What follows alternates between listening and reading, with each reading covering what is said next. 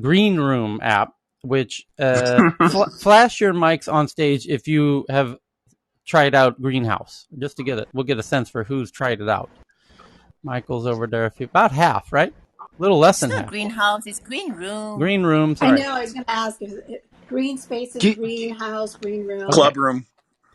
Is it free yet, or do you have to be a paid member? It's 1 Bitcoin if you want to join. Hang on. How it works is you send it to me. Let me give you my wallet. You send me the Bitcoin, and I'm going to hook you up with an account right now. Hey, Daniel, formerly known as Tyler, I sent you the Bitcoin. I'm still waiting for my invite. Okay, it's in the mail. It's on a paper note card, so it could take 3 to 4 weeks. But Tyler, you sure you're not from Nigeria? What happened? You sure you're not from Nigeria? Oh, right, no. There's no royalty involved in this deal. That's not a good narrative for Nigeria. Just saying. Yeah. But Tyler, it's actually called Green Room.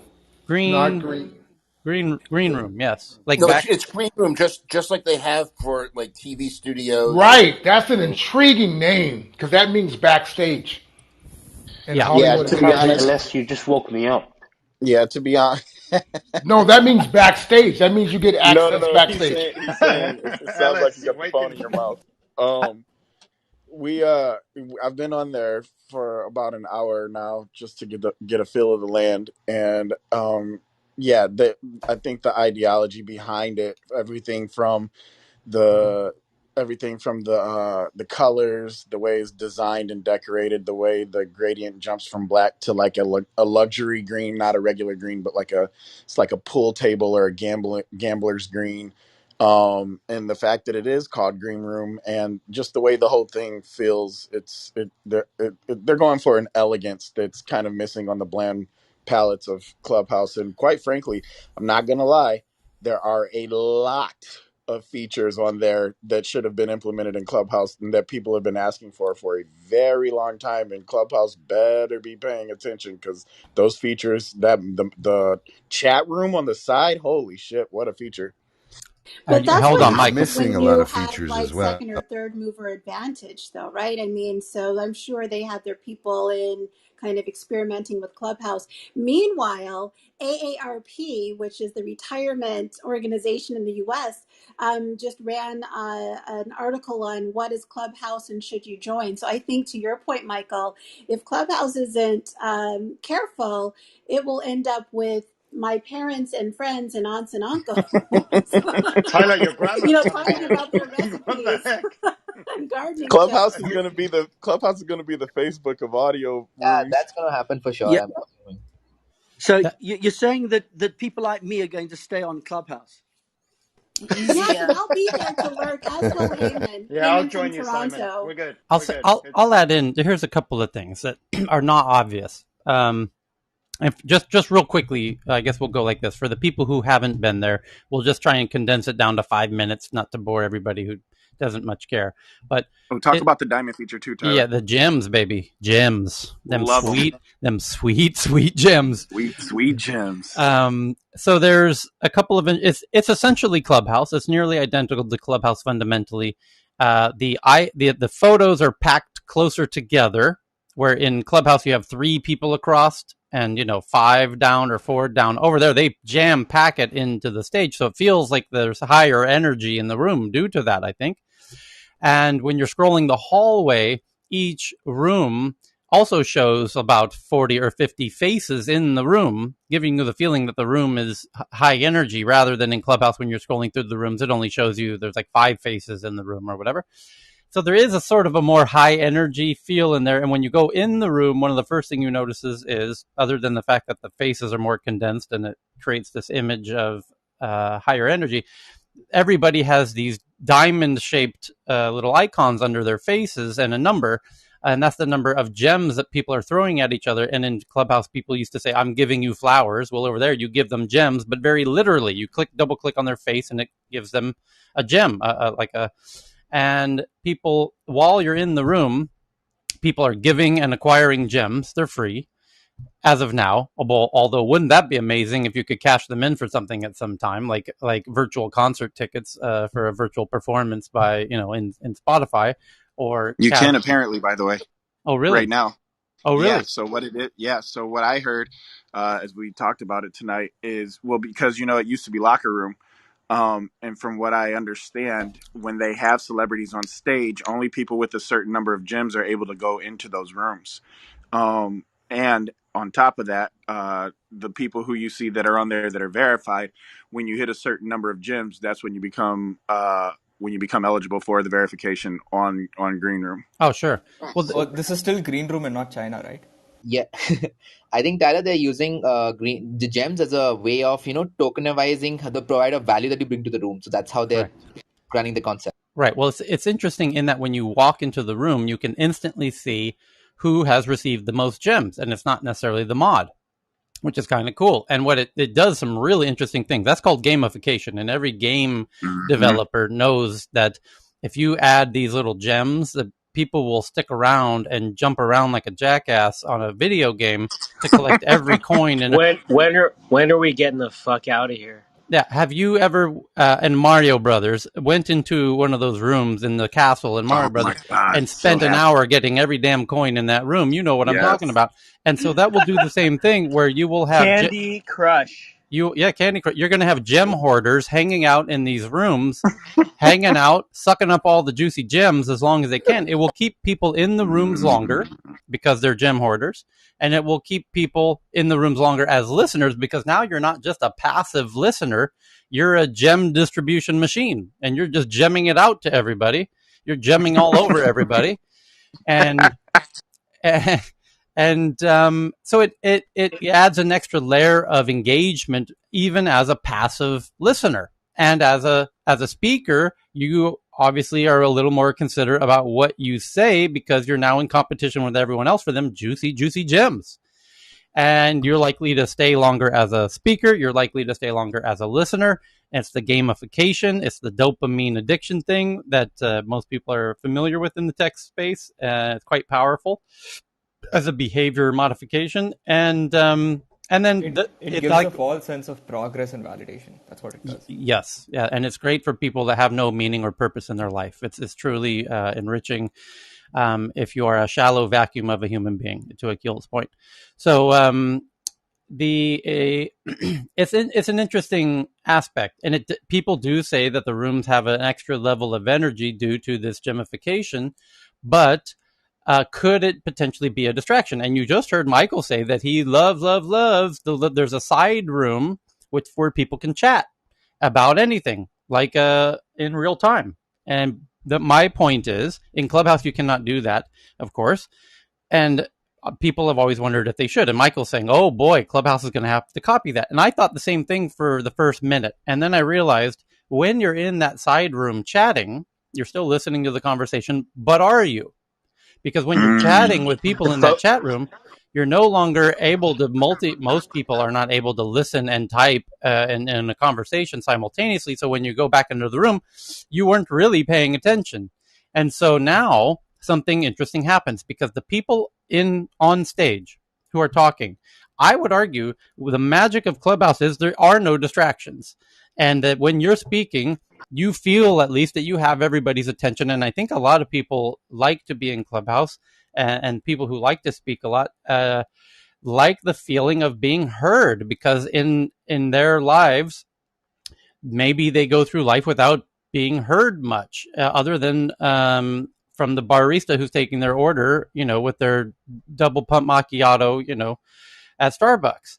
So that's exactly how I felt before the 90 days of tech news clicked in, Tyler. I've got to admit.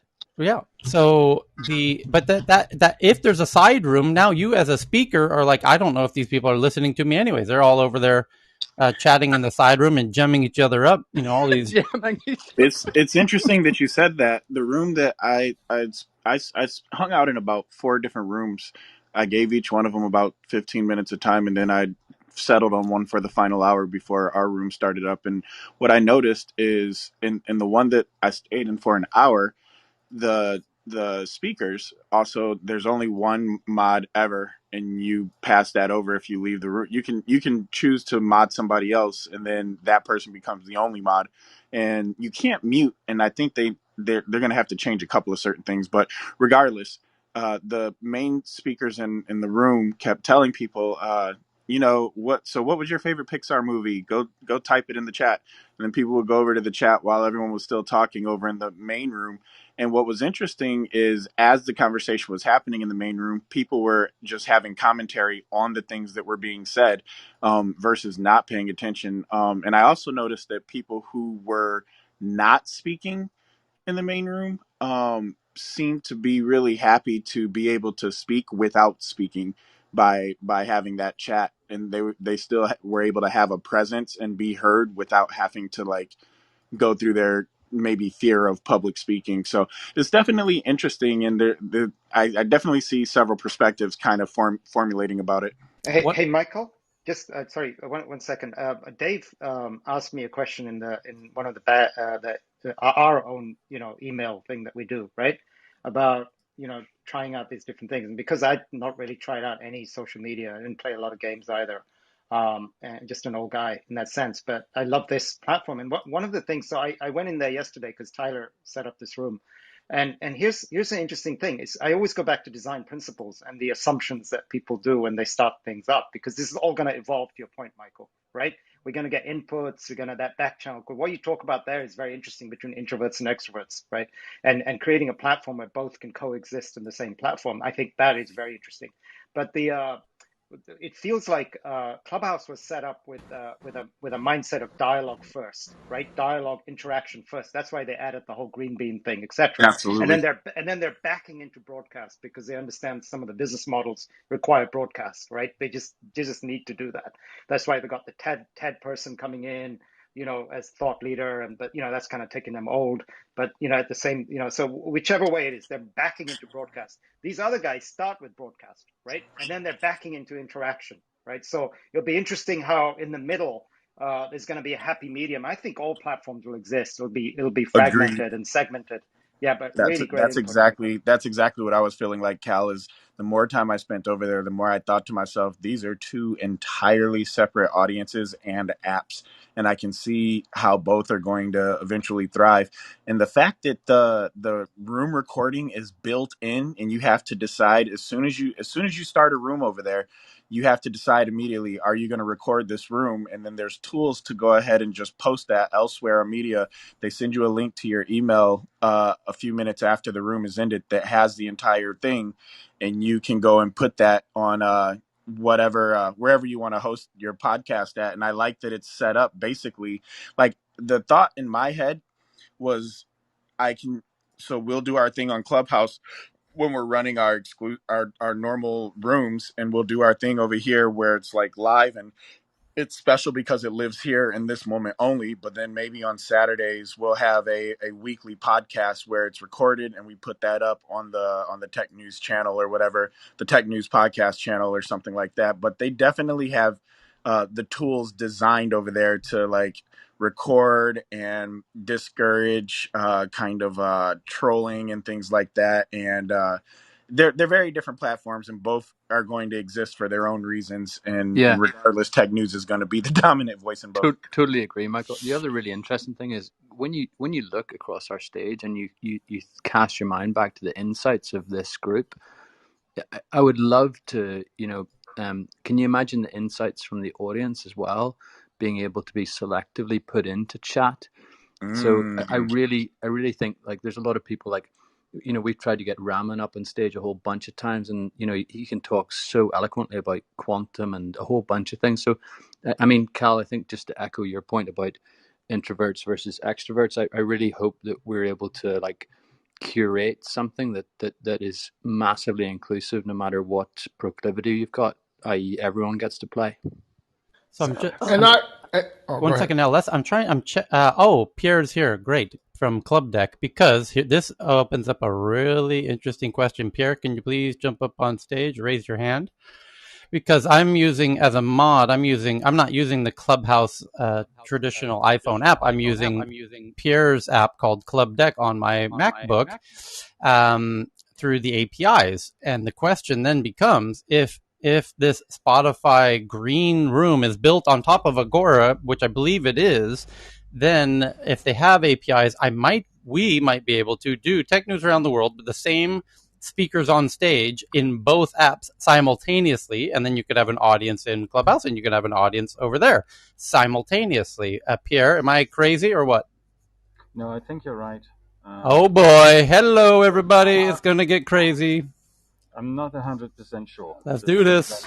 It's just, we're looking at the app, we've downloaded it, we're looking at how it works. It seems like you're right. In any case, even Twitter Spaces are launching their own APIs, if you remember. So yeah, we were in that room with their API developers together, yeah. Yeah, so if we wanted to aggregate everything into a single app, in principle, that's... Oh, boy. Oh, boy. I'm rubbing gems all over my body right now. This is hot. You're really obsessed with those Tyler, gems. Merry Christmas. Merry Christmas. Well, because Club Deck just got $1 billion valuation. Yeah, Club Deck's getting a serious valuation all of a sudden.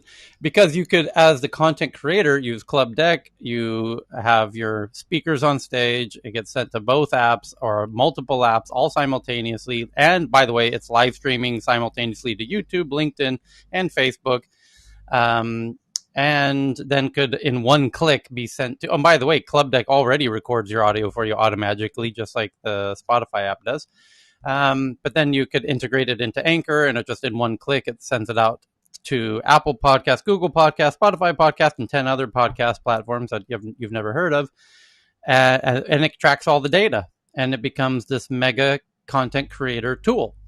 And that could be wildly interesting. And what about live transcriptions? Yeah, that happens at the app level. And by the way, it happens in Club Deck as well due to Otter AI, which I introduced Pierre to Simon from Otter AI, and now they've got real-time built-in live transcriptions. But Tyler, I was going to focus on the news side. Andrew, and you might have covered this yesterday because I was in the room, but Andrew C. Horster is launching their own sort of alternative media. That's right. Which Emily Chang covered on Bloomberg. Yeah, yep. And when it goes back to your point, though, of content, and the blogging on audio, I think, you and Tyler, mainly you, should do this. I mean, you and Cal, but should present it to them because when you're talking about, this was a few weeks ago where they could blog and then, like, let's say a blogger blogs something, but then be able to link that content to an audio room to have a discussion like a town hall. That's where audio really comes in and separates from a sort of silo effect, but news, in a sense of content news, and being able to discuss that, because that, I think, is a holy grail as far as where they're going. And go ahead. To your point, we were in here yesterday about 12 hours ago in the other time zone, which, by the way, if you're new, click on the title of the room to see our schedule and all the upcoming rooms.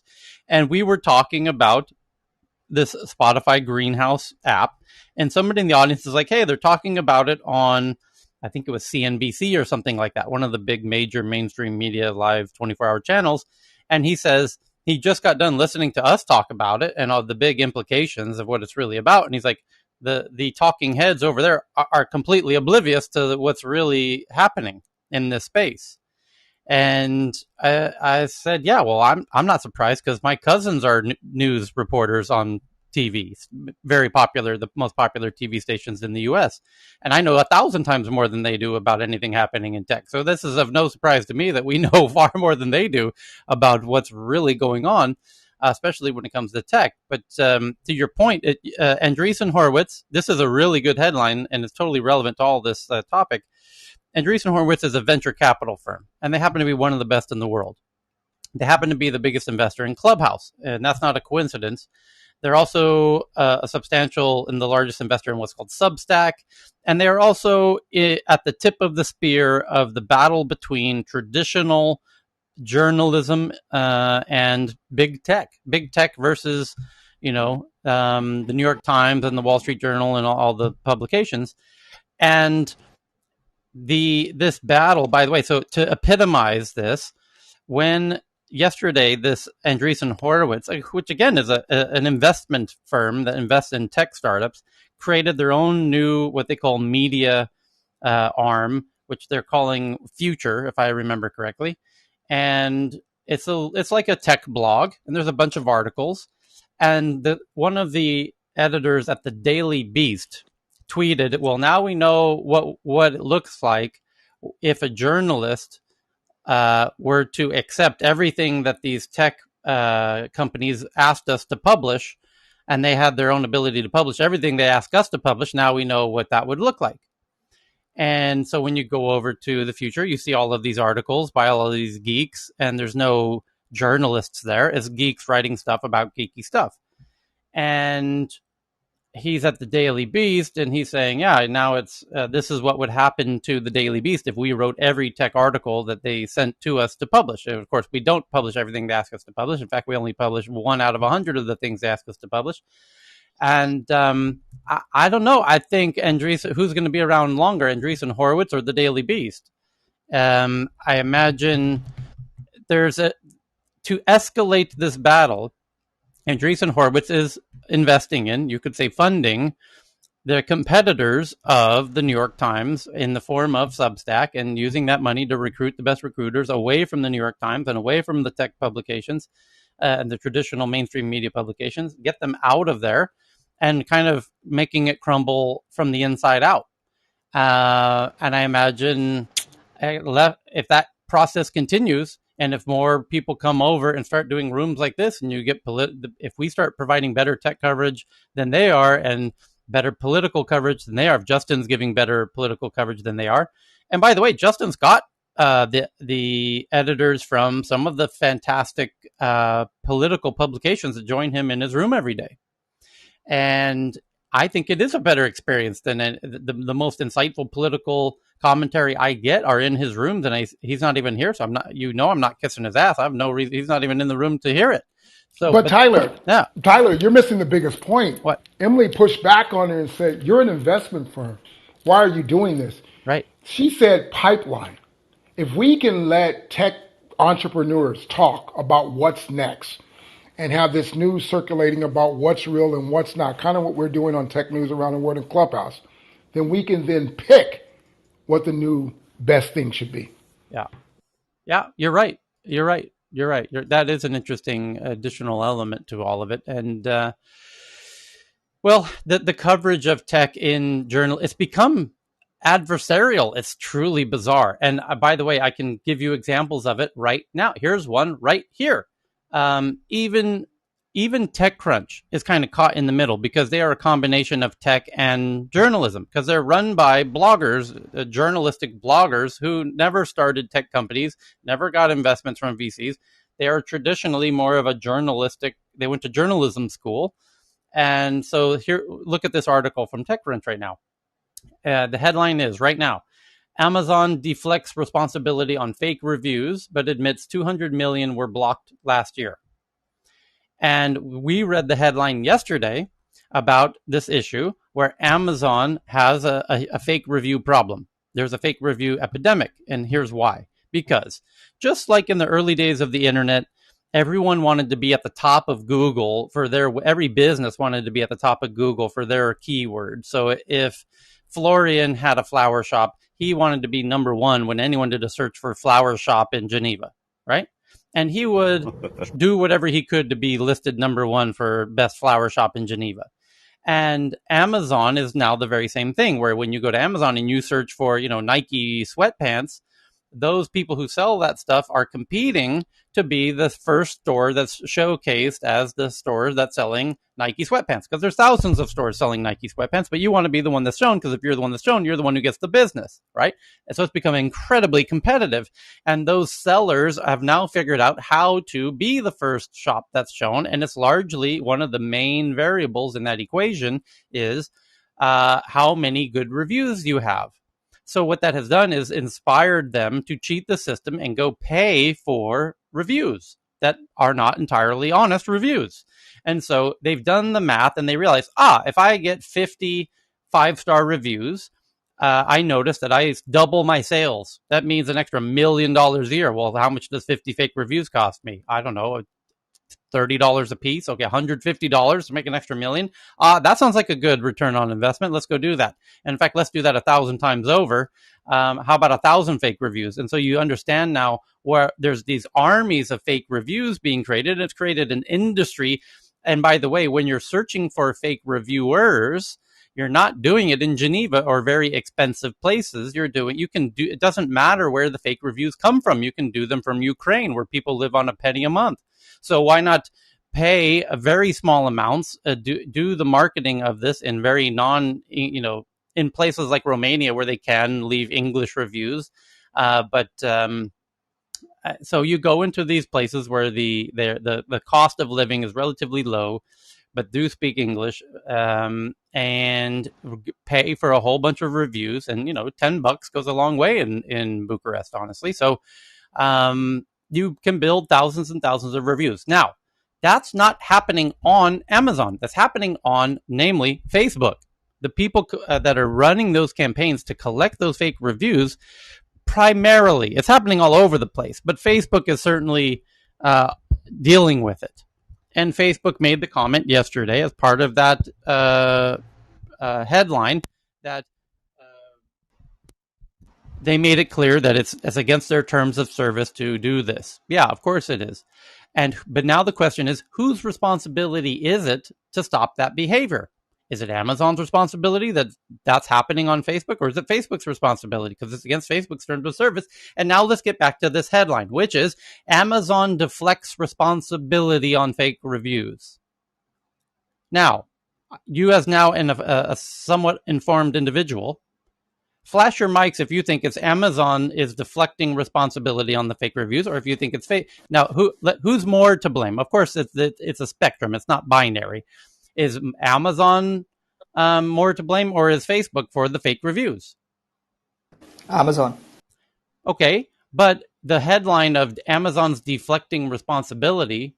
Here's the first paragraph. Amazon admits it has a fake review problem, but does its best to spread the blame around in a new post detailing the issue after numerous reports for years that the online retail giant is overrun with knockoff products and faked or farmed reviews.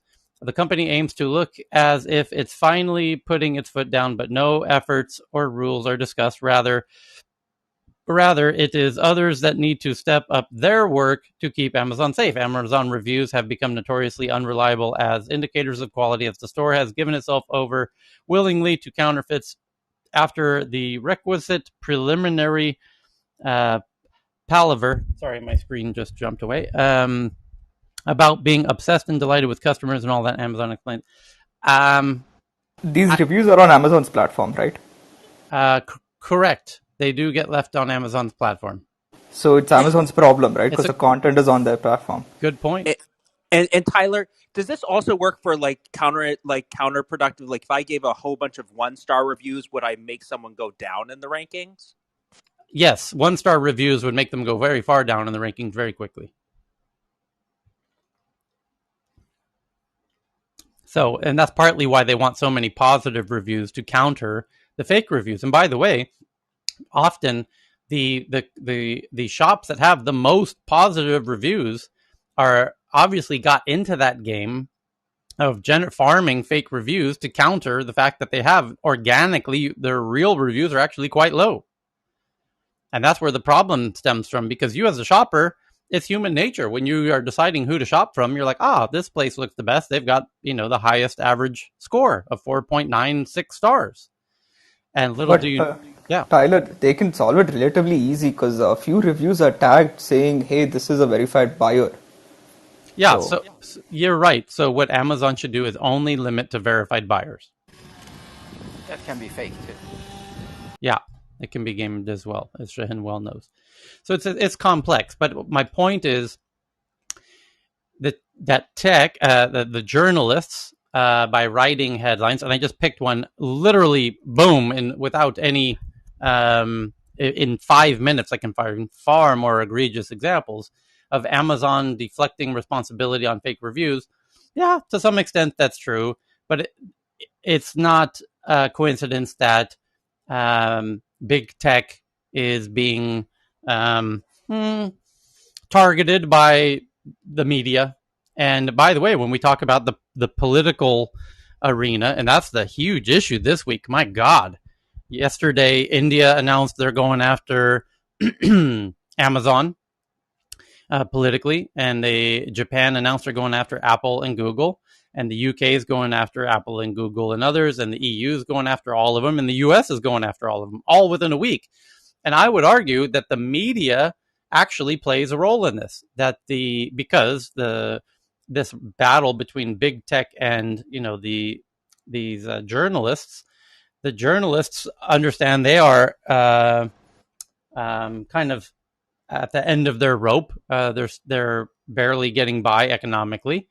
And I'll bet they are applauding all of these politicians and telling these politicians, go after these bullies because they're kicking our ass left, right, and center. And the politicians and the journalists have a very long historical relationship. Journalism and politics really play into each other kind of in an integral way. So, Tyler, yeah. I just like to point out that India seems to have a problem only with Amazon because we let the Walmart Flipkart deal happen, even though Amazon tried to block it midway through the deal. So it's only the tech company that we're going after. But Walmart still did buy out Flipkart here, and they're a major player. So what was the other big news you were saying is happening today in India? An hour and a half ago, the PUBG beta went live on the Google Play Store for India under a different name. What is PUBG? PUBG, the Tencent game, it was one of the apps that got banned because it was a Chinese app.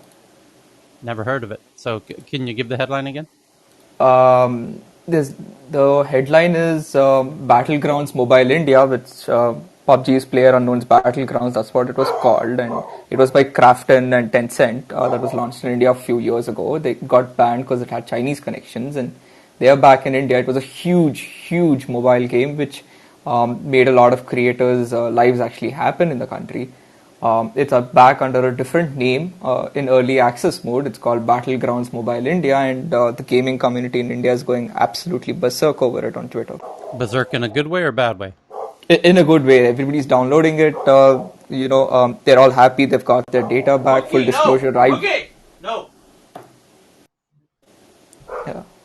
Yeah. So anybody who's played the game before, spent a lot of money on it, bought items and skins and whatnot, all their data is back. The game is going to pick up again. Okay. It was the most played game in the country. Okay. Interesting to see that coming back together. There's Michael Burry was the character in a really amazing film called The Big Short about the housing crisis in the U.S., which kind of spread internationally. And so good. One of the best movies I've ever seen. He's maybe in my top 10, and instantly put Michael Burry on the lips of investors globally because he's one of the he's the star of the film because he bet billions of dollars and foresaw this housing bubble that was bound to collapse. And the banks laughed in his face when he went into Goldman Sachs and Deutsche Bank and said, "I want to bet billions of dollars that you are all idiots." And they literally laughed in his face in those rooms and said, "Wait a minute, you want to bet against us who are financing this housing bubble?" And he said, "Yeah, exactly. I want to bet." And they're like, "How much do you want to bet on this?" And he says, "Well, how about 50 billion?" And they're like, "Oh, wait a minute, what?" This guy also went long on GameStop, by the way, before the whole Reddit thing. So he was right about the housing bubble. And then since then, he got back in the news about a few months ago because he noticed that this retail company called GameStop in America that sells video games was being shorted very heavily. And he looked at the actual math of the situation in a very Elon Musk-esque kind of way and realized, wait a minute, this has been over-shorted and the value should actually be higher than it is. So he invested in it, forcing the price up. Because he now has a kind of a posse of people who watch him very closely, similar to Warren Buffett. This big posse of internet investors were like, wait a minute, Michael Burry's buying GameStop while everyone else is shorting it. Let's buy it because he's probably right, because he's the guy who, is the complete contrarian to Wall Street. And when he does something, you don't want to bet against him. So a whole bunch of people also bought GameStop because Michael Berry bought GameStop, and that caused all of the people who were shorting it to what's called cover their shorts, which made the price spike from like $10 to $400 very quickly. And so he was yet right again. And now he did miss out on the gains though. He exited right before it rallied up. So then he is on Twitter. And what's interesting about being on Twitter is that what he's saying on Twitter is pissing off some very powerful people. As it says, so he got banned from Twitter, essentially, and all of his tweets were removed. And now he's back. And that's very interesting indeed. And it says in this article that I'm retweeting, and thank you to whoever sent this in, I'm now tweeting this from the Tech News Twitter account, which is at TNATW. And where are we at with that Twitter account here? Let's see. Close to 3,000. Yeah, 2,840. It's 100 per day, very consistently. And it was Sharok who shared the. I'm not sure who sent in the Michael Burry story, but thank you to her. It is Sharok.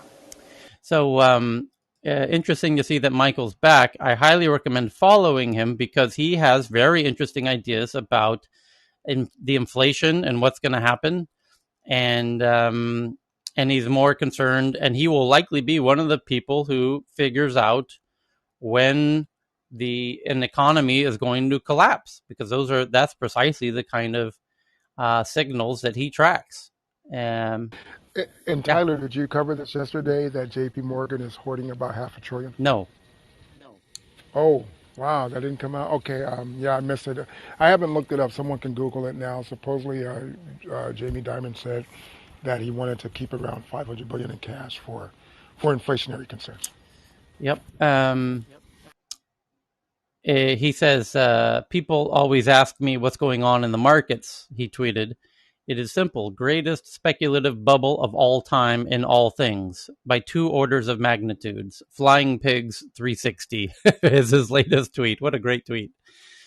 People always ask me what's going on in the markets. It's very simple. Greatest speculative bubble of all time in all things by 2 orders of magnitude. That means 100 times. Flying Pigs 360. Flying pigs everywhere. What a great tweet. I tweeted out his handle at you, by the way. Thanks. So, other interesting news. We covered the Amazon, fiasco with all of their reviews. They obviously got to get that under wraps. An interesting story that European tech leaders define a strategy to create more tech giants, because China's got tech giants, America's got tech giants, India's starting to kick off a bunch of new unicorns. But where are the European tech giants aside from my friends at Spotify and Klarna and Stripe? There's others, but they need a whole lot more. And so now Macron is actually leading this initiative. He is very interested in making France the center of the unicorn universe for Europe. He meets with all of my geek friends over there. He's personally very committed to this. And there's been a posse of my European friends who got together to create something called Scale Up Europe. And they met with Macron yesterday in Paris. And you can see photos from that gathering yesterday. And they basically came up with plans to create and enable these future, you could call them mega unicorns. They're not, first you have to be a unicorn, which is $1 billion valuation, but they're really interested in creating, as they call it, to achieve 10 technology companies that are worth 100 billion or more, which is even Morning, Tyler. Good morning. Even Spotify is currently about 60 billion. Klarna was just valued at 45 billion. Even Stripe is now at about 100 billion. So they've got one and they want about 9 more. And they certainly have their work cut out for them in creating a $100 billion company. That's big. There's actually not a lot of those in the US, to be fair. Ame? Tyler, there was a news that I shared with Ben yesterday, which I don't know if it was shared in the tech news space, but we do have a unicorn in the blockchain sort of crypto space, which is Ledger. Yeah, and they're from Paris as well. Yeah, and it's French. Yeah, and also it's also my dear friend Ian. Yeah, I just tweeted Peter Thiel and him investing in a crypto space, but I just tweeted it. Take a look at it. I don't have it. It says Peter Thiel leads 250 million funding round for BitDAO. Founders Fund, Partners Capital, and Dragonfly Capital also led the private sale. I'm going to ping. Ian is their new CTO, who came over as the chief digital officer of LVMH, who spent Christmas and New Year's with me here at my house with his girlfriend and their daughter. And let's see if Ian will join us here in Clubhouse as the chief digital officer of this new unicorn out of Paris called Ledger, which is a cold crypto wallet. Essentially, it's a USB, as a very special USB key to hold your bitcoins. Essentially, to oversimplify it. But I have a bit of Facebook news. Okay, go ahead, Akhil. So the news is that Facebook AI software able to dig up origins of deepfake images. So the researchers at Facebook with Michigan State University have created this clever piece of software that kind of reverse engineers deepfake images to figure out where they came from and how they were made, and they're able to trace it through their Facebook network to the origin of the deepfake. That's going to be very handy in the near future as deepfakes become more accurate and more impossible to detect by the human eye. We're going to need algorithmic computer-based ways to detect these things because they're about to explode. Because the technology that enables them is improving by the day. Where in the very near future, and in fact, it's really already here, if you have the right tools, you can make videos of any celebrity saying or doing anything in a way that a human cannot really tell if it's real or not. And you can imagine how that can be used in very dystopian ways with, heads of states saying things that they really shouldn't say. And you could get very sinister indeed in some of the creative campaigns that you could make with that. And you could cause incredible amounts of trouble, right?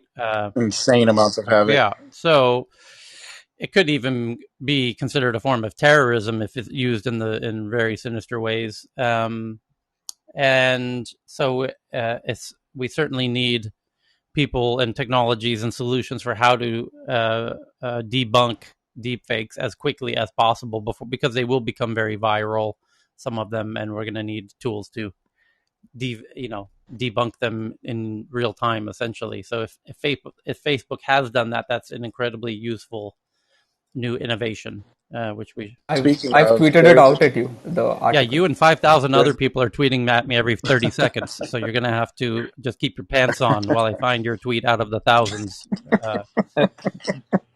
That gets very challenging because you could backwards engineer to figure out, okay, what's the AI looking for, right? And then just solve for that, right, in the deepfake. Right? Oh no, they've addressed that. If you go through the article, they say apparently every photograph has something called a digital fingerprint, and they kind of try and find that digital fingerprint to find the origin of the image when they reverse engineer the deepfake. That's what they're doing. Right, but there's two problems, right? It's like one, identifying if it's a deepfake, right? And then secondly is like identifying the origin. But on that first problem, you could just reverse engineer in order to get ahead of what like the AI is looking for. And so, yeah, but at some point in time, we'll just get to an authenticated signature that's on a blockchain, that's on a ledger, that can confirm that whatever you're looking at is real. That's what's going to happen, I think, in near to real time on edge computing. So LS, Cheryl just sent me your JP Morgan article that I'm now retweeting, where JP Morgan boss Jamie Dimon says they are hoarding cash because very good chance inflation is here to stay, is the headline. And this is the biggest topic of conversation in the financial markets, is the inflation debate about the U.S. Some saying that inflation is inevitable and it's going to happen, and that's Jamie Dimon at JP Morgan and also Michael Burry. And then you have people saying actually that it's all based on, by the way, what Washington, D.C. and these policies coming out of Capitol Hill around how big of these programs and initiatives of funding, how much money they're printing and spreading around. And it seems that they've come up with now the new system is that Washington will make us kind of a soft announcement that we plan to give out X amount of money, $1 billion here, $100 billion here and $1 trillion there and this and that. They see how the market reacts. And then they say, actually, on second thought, let's that if we did that, now we see that it would send the markets off a cliff and would cause uncontrollable inflation. So on second thought, let's just kind of rein that back a little bit. And now we're going to give, let's give half as much as we said we're going to give. And let's see how the markets react to that. And it's I think a really clever new, I don't know how new it is, but it's new to me, this new way of maximizing how much they can actually give out in these big infrastructure projects without sending the train off the cliff and causing uncontrollable inflation, which is they're certainly aware of the fact that they can't afford that, because then you potentially set the economy on a path that it really can't recover from. And it's all based on, if you devalue, if you start printing incredible amounts of money, you're going to cause serious inflation. And so they need to figure out how much they can print without causing that unstoppable inflation from happening. So, hey, Tyler, I wish I can give you a Bitcoin because one of your other predictions came right. I just got an article that says Facebook to begin testing ads inside Oculus VR headsets. Oh, geez. Wow. What a surprise. I'm shocked. Yeah. Go ahead and hit the tip jar, folks, everybody. And, the predictions take a little time to come true, but, if you follow along, and my goal is not just to make predictions. The goal in tech news around the world is we all work together to make our own group prediction around, do we think this is going to happen? And we debate it. And, it's a thesis, right? It's a thesis. Yes, you create different types more of than thesis. A prediction. Yeah. And we've come to figure out some really interesting things. And that's one of them. And we figured that out. Let's unpack that one for those who weren't with us when that happened, which is Facebook is an ad network. Fundamentally, that's what Facebook is. I know you think it's a social network. It's not. It's an ad network. And that's the reality. It's as simple as that. And Google is an ad network also. And you think Google's a search engine. It is not. It's an ad network powered by a search engine. And Facebook is an ad network powered by a social network. And they built their ad networks differently. One is powered by a search engine. And every time somebody comes and searches for shit, that gives more data to their ad network. And it's a marketplace between people who are looking for stuff and people who are selling stuff. And they connect the two. That's what the ad network is. And now you understand why it's only a search engine for half the people on their platform, because the other half of Google are people trying to sell shit to people who are searching for shit. And so now you understand that the search is really only half of the ad network. It feeds the intent of the buyers. On Facebook, it's also the same. It's an ad network. It's a marketplace of buyers and sellers. And the sellers are trying to sell all kinds of shit to you. And you see them in little promoted ads as you're scrolling through Facebook. And the social network is feeding lots of data to the ad network. And then there's the marketers who are trying to market to the people on the social network. And collectively, altogether, it's a big ad network. Now, Facebook as an ad network was a lot of the data that they suck in was coming from your phone, which is not made by Facebook. It's made by Apple or Google 99% of the time. The problem is, in the past couple months, Apple and Google have decided, you know what, let's not give that data to Facebook anymore. And Facebook thought, shit, we're effed. We are deeply, deeply effed now. And yet they have Oculus, this VR headset.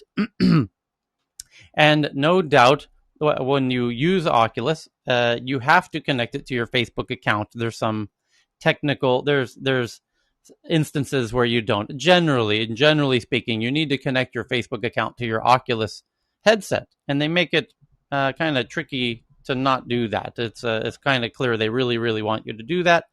And the question is, why? Why do I need to connect my Facebook account to my new VR headset from Oculus? And the answer is because the future of ads is inside of VR. When you're walking around town with your VR or AR headset, you're going to be seeing these digital ads that don't exist with the headset off. But when you put the headset on, you're now going to start seeing ads everywhere.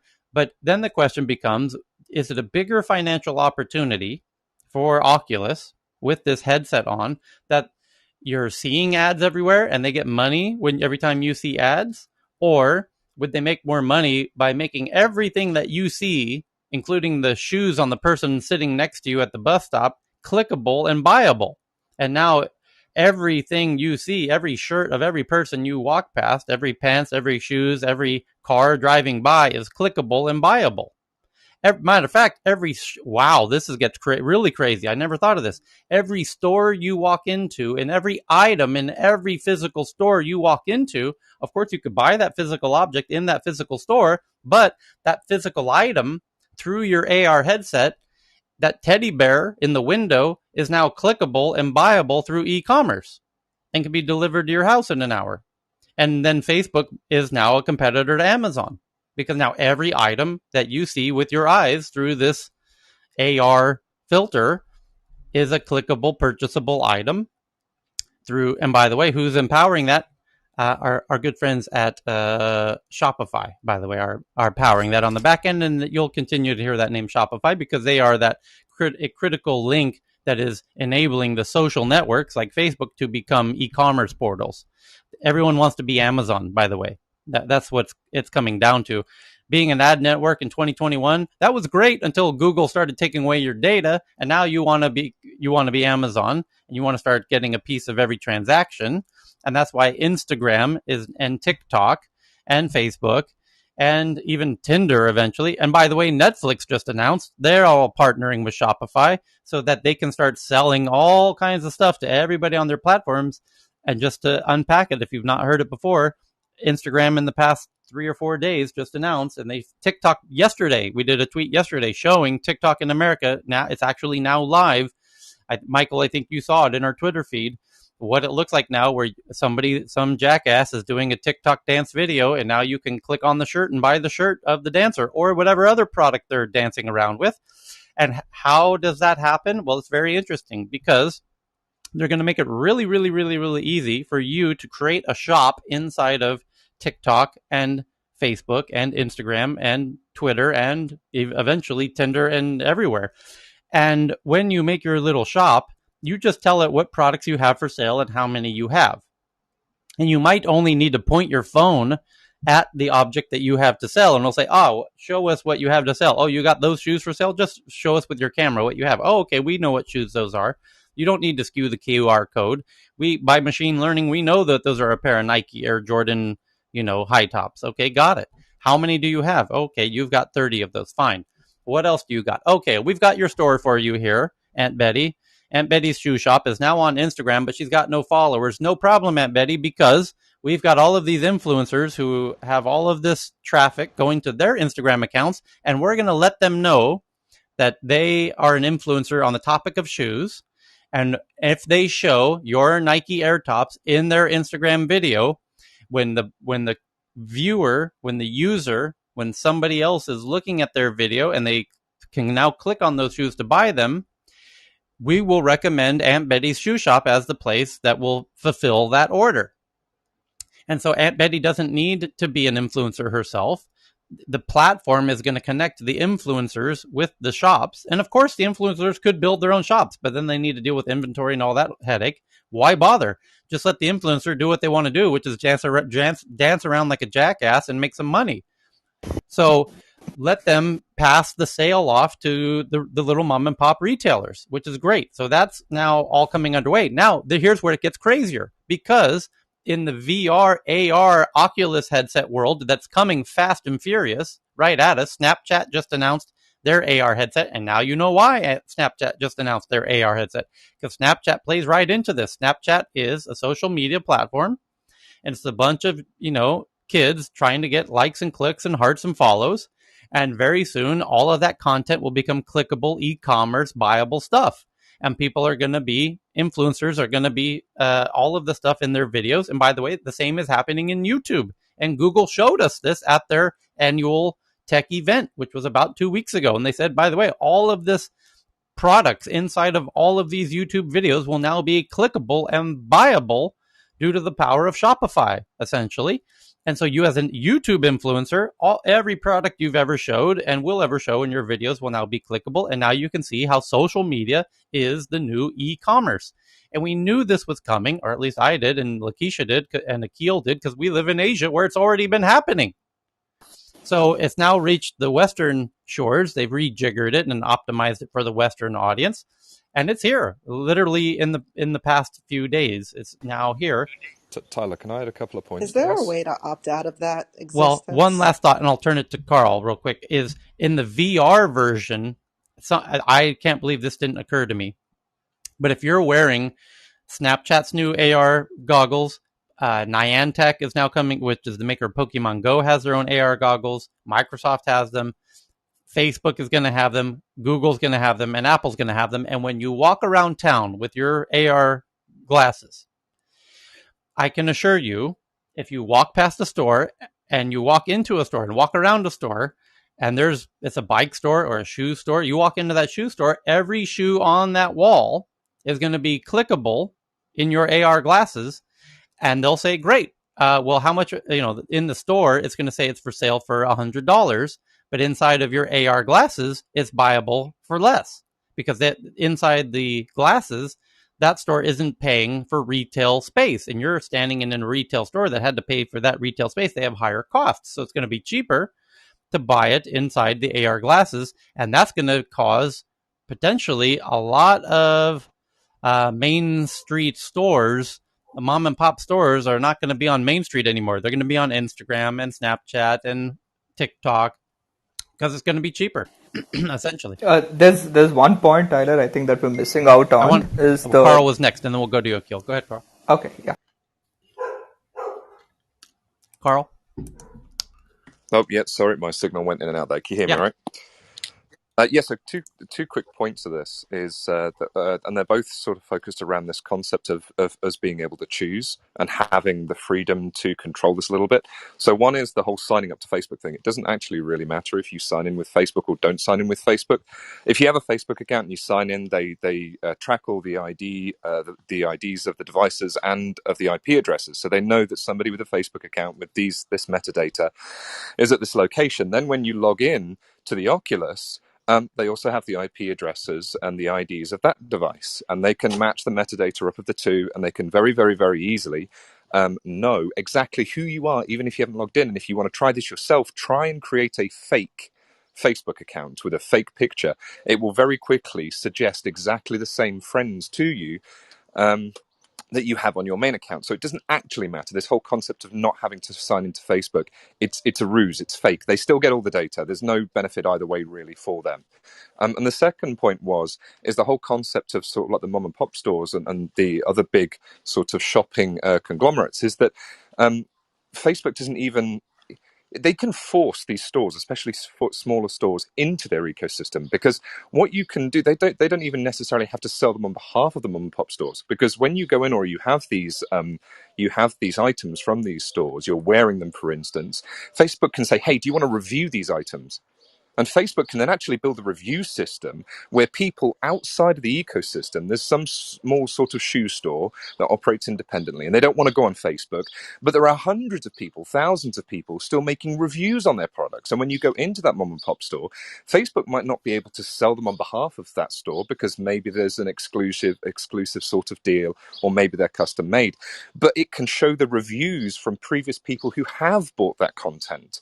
And the mom and pop store can't actually control those reviews, which is a very important thing, being able to control, the reviews of your products and respond to bad reviews, unless they sign up to Facebook and actually create the store. So this is where Facebook is going to strong arm a lot of places into actually moving onto their platform potentially and using their e-commerce stuff. Well, I think they're going to do eventually what Amazon has done, which is all of the most profitable products they're going to in-house anyways. So if it's some Nike sweatpants, or they'll start off by sending everybody to Shopify shops around the world.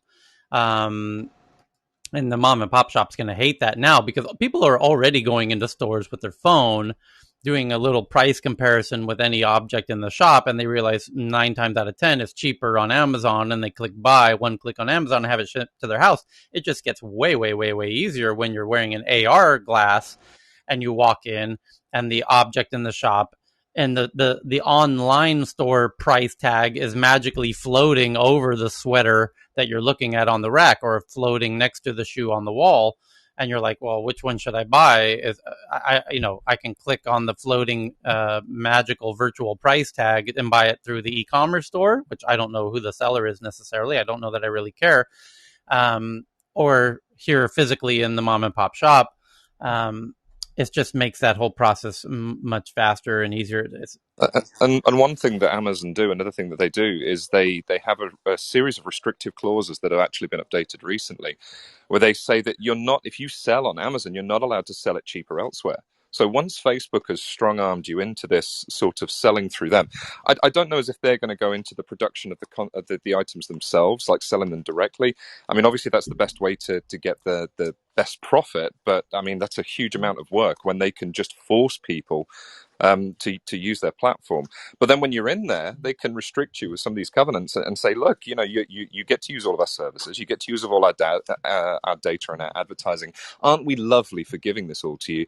But by the way, when you sell it online, you have to, throughout e-commerce, it has to be lower than in the store. Check this out. And then you screw. But now with the glasses, as you walk around town and you look at shoes on a wall and you look too long at those Nike high tops, they know you're interested in those Nike high tops. We've said you're going to continue to see ads for that thing everywhere you go, and they'll remind you every 3 days if you want to buy those Nike high tops.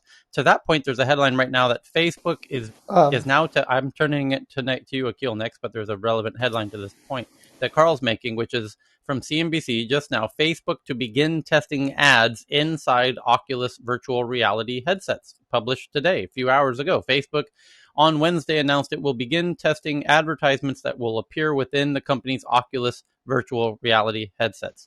And Akil mentioned this before, but the room has doubled in size since then. So Oculus headset ads could be a significant step for Facebook, which derives more than 97% of its overall revenue from advertisements, because it's an ad network, you silly goose. It's not a social network, it's an ad network.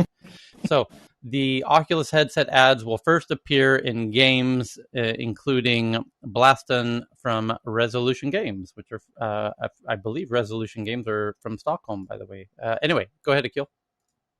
Yeah, so there is one component over here which is really going to drive this thing that we're not discussing, is the AR lenses and filters part that people can create. With the recent announcements from Facebook, Apple, and Snapchat, now it's just a lot easier for you to just create an AR filter or an AR object. Apple actually gave out an announcement that you can scan a real life object and turn it into an AR asset. So you need not walk around town looking at shopping windows. You can look at a creator who's dancing and you say, I like those shoes, and you can go to a mirror or point the camera at your feet and try them on, and if you like them, you can do all and buy them, all of it from the couch of your house. You actually need not go out.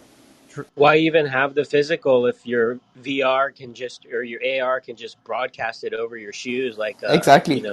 and then also broadcast that to other users of the platform. So you're using these NFT clothing essentially. So I'm not going to be setting up a store. I'm going to start a brand, and I'm going to pay influencers to put my brand out there. I'm going to have a warehouse with my products, and I don't need a store anymore. But what you're missing, I want to point out to the room, is there's two things. That's a horizontal approach. And what I envision, and what I think is coming from an economic standpoint, is you're going to see, and Tyler and Cal, we talked about this about a month ago, where you're going to see a more local market where there's loyalty and trust. Because at the end of the day, you've already covered it. Okay, I can buy something from you. So let's sell e-commerce. What's my return? I don't care who told me influences. Do I return it? Do I trust you?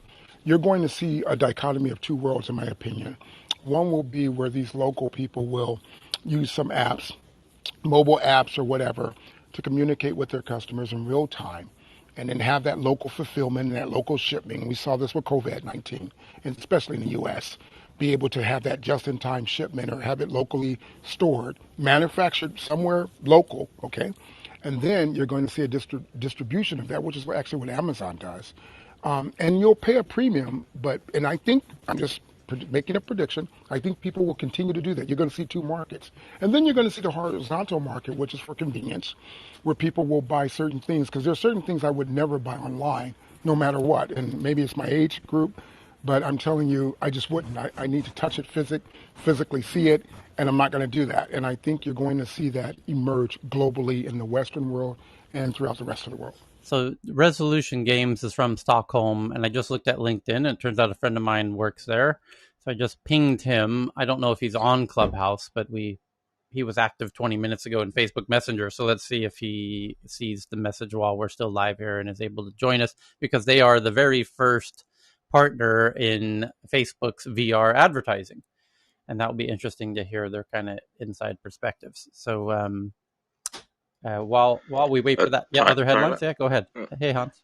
No, it's. I think you're kind of forgetting the. I mean, Google Glasses. How popular did they get? Yeah, that was 10 years ago. It was an incredibly early, ambitious first flight. Well, I mean, you can use the airplane metaphor of the Wright brothers. There was thousands of people who tried for decades before the Wright brothers, and none of them worked. And it takes no one's going to get it right on the first try. But if you start running around in a shop with those glasses on, and the shop owner sees that, will they be happy about that? And I mean, there is some things that we need to overcome here before this really takes off.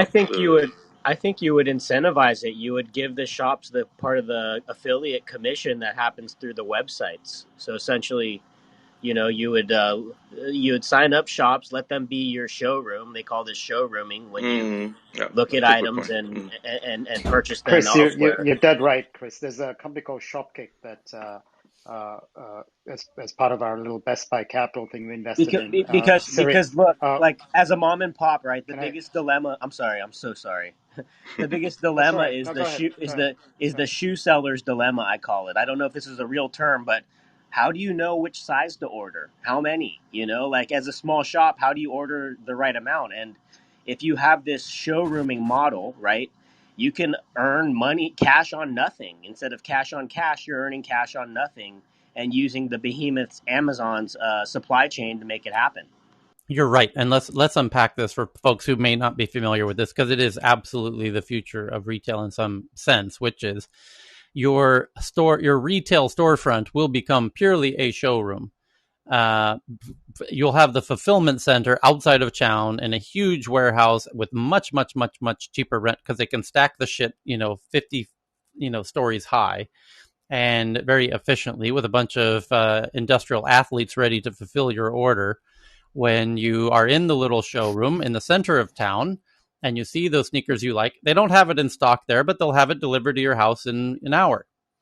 And it'll make it cheaper for everybody in that way, in that model. And basically every brand will have little showroom shops all around town where you go in and see if it looks good, if it feels good, smells good. I argue though, and that's going to be, by the way, a temporary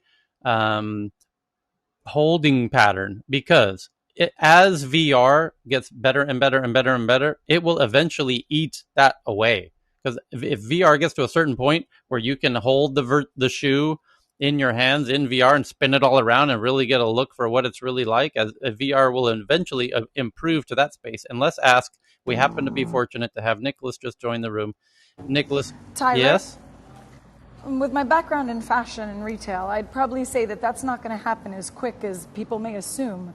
Because to Ellis's point, we haven't stated the time frame. And we have a VR expert who can give us the time frame. And you're assuming an assumption that you don't know what people are assuming. Let me ask you, how long do you think people are assuming? Showroom. You don't know, so you can't make that statement. So hold that thought. Let's get a VR expert who can tell us the time frame, and then you can debate with him if you think that's a realistic time frame or not. Nicholas, are you in the room? You are. Great. Jump up on stage and please tell us. Give us a time frame, if you would, from we're talking about the idea of the future of e-commerce, where you're going to have storefronts are going to be showcase rooms where you can play with the physical object, and it's actually being stored in a warehouse on the outside of town that can be delivered in an hour, and they're not going to doesn't make sense to pay for storage space in the center of town on high streets with high price per square footage. So that's obvious. That's not starting to happen already. The question is, How long will that stay in place? Because as VR continues to evolve and improve, at some point, maybe it's 100 years, maybe 1,000 years. I think even Amay would agree within 100 years, VR will be compelling enough that you'll be able to hold the physical object in VR, and you no longer will need to go to the store to find out if you like that shoe or not. And the question is it 100 years? Is it 50 years? Is it 20? Is it 10? Is it 5? And when we have a VR person who knows this stuff, who can tell us, actually, it's probably going to be about X years, then we can debate, actually, we think it's going to take longer than that for X, Y, or Z reasons because of our expertise in fashion. Which, by the way, I had a clothing company myself, and the biggest agent in the West Coast, Michael Cohen, and we sold to 600 boutiques internationally, including Wet Seal and Urban Outfitters and Charlotte Russe, et cetera, et cetera. So I have a little firsthand experience myself on the topic. Go ahead, Amay. Are you asking Nicholas or are you asking myself? Nicholas is on stage. Nicholas. He's on stage. So if you want him to go ahead. Let's see if he will give us an answer as to how long before I'm curious. VR will remove the need to go to a store to see if we like the shoes. Yeah, hi all. So VR evolves in a lot of dimensions and feature aspects in parallel. And when it comes to the visual aspect, I mean, just to be able to see an object in 3D, a shoe or whatever you'd like to buy, we're not far from being able to represent those like fully realistically. We need some more fidelity in the screens. But yeah, that could happen in pure VR, in pure visuals in like 2-3 years. But that probably won't be enough to replicate the whole store experience. I mean, the tactile dimension needs to be there too. And I think that Facebook is in the right direction with their magic armbands, neural intent reading things. But that's BCI, that's very, very early research stage. And that can take probably 10 plus years to come into fruition. And it will be used in AR and VR. So you think? Yeah, so I think retail stores only have a 10-year window left.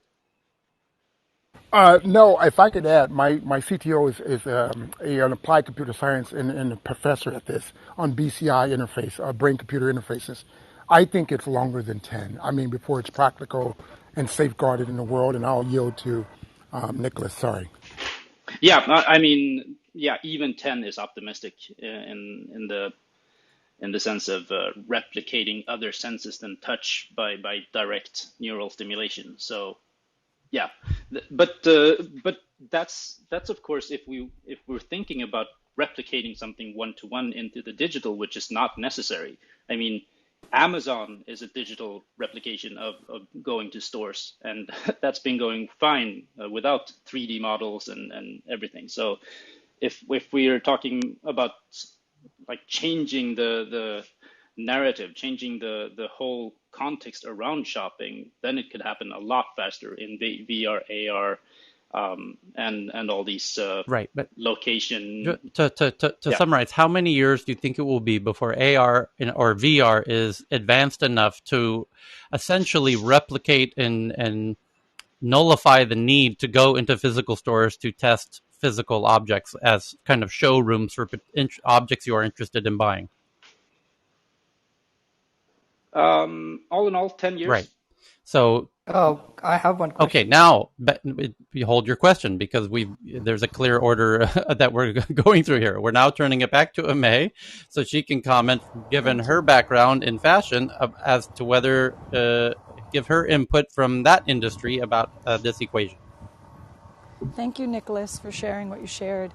I want to pose a couple of thoughts to you from some statistics. 63% of the people shopping are women.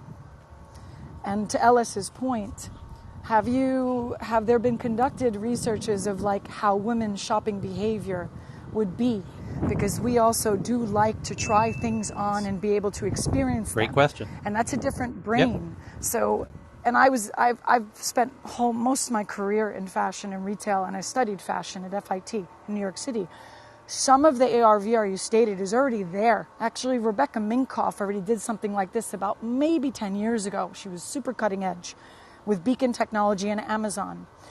The one unique part that will probably make it longer, to your point, optimistically 10 years, I would say it's going to go longer than that, because the societies are getting older. And as LS would also state, we have some people really need to try it on. And you can't take away the fact that if I want to try on a shoe, if I need to try on a dress, if I need to try on something that's going to have different sizing points on me, how am I going to get that input from a VR other than taking, like Levi Strauss did the first jeans that were made to fit. And they did this back in the late 90s when I worked with them. And we would go into the store, they'd take a series of measurements of our lower torso, and they would populate our made-to-order Levi jeans. That was first gen back in the 90s. My only pushback is coming from the fact in two places. One is that 63% of the consumers are women. Two, the tech space is heavily, heavily dominated by men. Three, I find this to be one of the biggest points of contention for most of the fashion people, because a lot of the times this is the dissension that happens in all of the implementations of SAP and Microsoft and Oracle worldwide when it comes to tech speaking to the business. Most of the business people tend to be female. They tend to be heavily involved in the industry to the point that they're experts. But yet then a technologist comes along and says, okay, well, this is how it's done and it's going to happen this way. And then they're in some ways feeling a little bit not so pleasant in that experience, and they end up doing it on their own, which doesn't always help. But the long and short of it is, when you start seeing that there are not a lot of women in this space, and women are the ones that make up most of the shopping, I would say it'd take a little bit longer than that unless you start really including women that shop, women that are actually in fashion, women that are actually on the influencers, those ladies and women that are actually doing that stuff. Because if you ask them, they're going to still want the experience of trying on the Manolo Blahnik. Louis Vuitton and Gucci are already doing a VR, AR with nature fashion show in Florence, and they're combining it. So the combination, I think, will happen sooner, Nicolas. I think the combination will happen, and I think it's already happening. But the actual turnover to that, it's going to be much longer than 10 years, because you can't wear your VR clothes out in the street. What, are you going to go naked? I mean, you can't wear your VR clothes out in the street. And if you can't get those sizings right, then how are these brands going to survive? Because now they're relying on a VR experience to give them sizing. And I used to be a forecaster for Levi Strauss. I used to forecast 50 million units across the northeastern seaboard. So from a forecaster perspective and a trend perspective, I see the value for merchandising and sample creation, sure. But when it comes to and selling in the line, absolutely, that will save me a lot of money in my open to buy and my buying patterns. But when it comes to my client, I would do what we used to do back in the 90s and 80s. We had a showroom, and all I'm seeing that Tyler's absolutely correct is that we're moving to a showroom model of shopping where these big stores are no longer going to be existent, but it's going to be a more intimate experience that you go one-to-one, you go in, you check it out, you try on a sample size for yourself.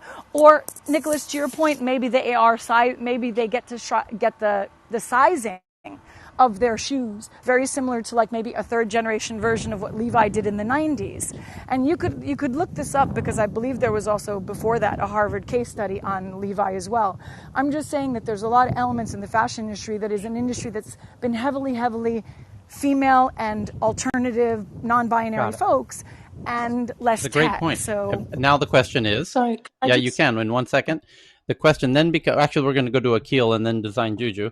The question then becomes, how long before the body scanning, which is now included in your latest version of your iPhone, Pro Max, whatever, has a LiDAR camera, can scan you in 3D and can match to the measurements of the garment and give you a realistic enough measurement of that will handle, that will have a high success rate or satisfaction rate. How many years does that come out to? Anyone care to wager a guess, Nicholas, perhaps? Tyler, I think that's going to come out soon. Nicholas said it. I think that's something that's already there. Okay, but then it just has to be fine-tuned. Because the example you're giving is fashion specific. It's female clothing. Because I think accessories. Yeah. No, I'm talking about everything. Accessories, men's but suits, if you slacks, go, what percentage of Amazon sales is that category? We're talking fashion's not in the top five. I just Right. looked it up. We're talking a single digit percentage of e-commerce is this use case.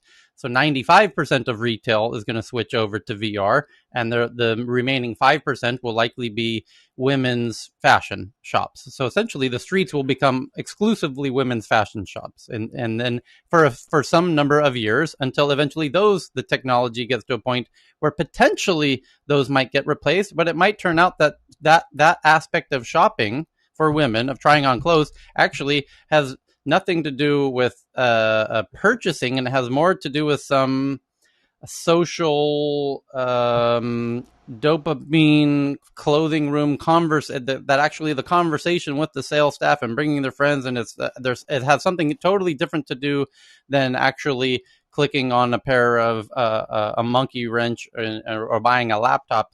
And I say this because Google just launched today, their first store in New York City's Chelsea neighborhood. And it would be very interesting to see how much stock they keep and how much of it is 1 hour delivery in New York City. No doubt it could be at your house before you get home, as a kind of a showroom experience. Because Apple's a bit of both as well, isn't it? Many times Apple doesn't have enough inventory on certain objects, and of course you can buy it online and have it shipped. Yes. Tyler, hold on, LS. We have a very specific order here. Akil's going to go, and then Design Juju. Go ahead, Akil. Okay. Yeah, so there are a couple of things here, right? This experience of going and buying with friends that's happening now, because we have, we can video call multiple people, and I'm guilty of doing it when I go shopping. I call my friends up and show them the products and say, what do you think? And my friends do the same. So my age bracket, which is the early 20-year-olds and late 20-year-olds, are kind of doing it already with WhatsApp video, FaceTime, and whatnot. So that's happening. Okay. Right, so that experience is changing, the consumer behavior is changing. The second thing, and the most beautiful thing about buying clothes on Amazon, is if it doesn't fit me or I don't like the feel of it, or not just clothes, any product, electronics being the top category, I can buy anything and I can just return it back. It's a very good point. It's not a permanent purchase. A great point. I'm not stuck with it. This is why I brought up and that works fine for guys. And I'm wondering, is there there's another dimension to shopping that most guys are not familiar with, which Amy's clapping about and Lakeisha's clapping about. And so that's why I'm saying maybe it's not something that can be replaced by the VR experience even. I may be able to add for this. Okay, I'll put you in the queue. So, but Akil brings up a great point, because the return ability we saw in a headline yesterday or the day before is going to get much, much easier, because Amazon is getting into this game where you're going to be able to do returns. They're buying all of these supermarkets. They very soon will likely take over the entire supermarket system of America, believe it or not. And due to their advantage of technologies that they bought Whole Foods. They're mastering that. Then now they just announced in Seattle their own 36,000 square foot full scale supermarket that's fully automated with cashierless and everything. And you better believe, given Amazon's logistics ability, they are going to wipe out Safeway and Kroger and everybody else. And those supermarkets are going to be able to take your returns from your Amazon e-commerce purchases. So the ability and the friction of buying e-commerce is going to be greatly diminished, because if you were worried about returning and putting shit in boxes and returning it, I feel that anxiety myself. I don't want to return stuff. It's not worth the hassle. But if I can take it down to my local supermarket next time, then yeah, I might buy more stuff knowing I can return much more stuff. And will that satisfy this shopping trying on element? It's a really interesting question. I believe Design Juju was next, and then Luis, and then LS, and then Luis. Go ahead, Design Juju. Thank you. So it's really interesting, because I was actually going to ask questions from Amy. So Amy, one of the questions that I wanted to ask you was if there was any data around the number of times it takes for a woman to actually convert a visit to a supermarket, to a shop for an item into an actual purchase. Because what you tend to have, especially when you mentioned Manolo Blahniks, no one really goes initially to the store to just buy it. You go, you have a dress in mind, you either wear the dress, or the first time you go, you check out the size, you put it on, you walk around, you leave. Then you go back with the dress that you had in mind, you do all of that stuff. then you leave. Then you come back with your friends and you leave. So what Akhil is saying around the behavior of 20-year-olds, that has been perpetually, since time immemorial, the behavior of female shoppers. I'm being very general here. I know that this is not 100%, but in general, a lot of female shoppers will take their friends to the store. They'll take a picture of the dress, send it over, go, is this the right color, blah, blah, blah. How much of that community effort, and I think it's possible with VR because you can literally go into a room or have a room to invite your friends, but there's a feel of, is this the real, does it feel real? Because a lot of women will tell you that they've bought a size and it's size 4 in Gap. It's not the same as a size 4 in Levi's. It's not the same as size 4 over here. So even with your body scan, then what happens with the different sizing with stores? Will they all be kind of unified? I guess I just have a lot of questions. Thank you. And then we're going to turn it to, I believe it was LS and then Luis.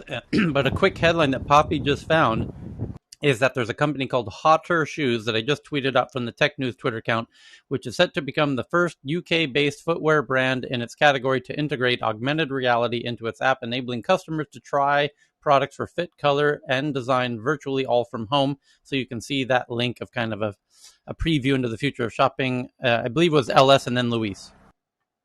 Can I get do I want to answer Design Juju's statement or Design Juju? I'll just make it very quick. Design Juju, feel free to, if you want to send me those questions, because I'm happy to find that information for you, because there is there's also a unique meme that will make everyone in this audience laugh, because when men go shopping, they're quite direct. They go to what they want and they leave.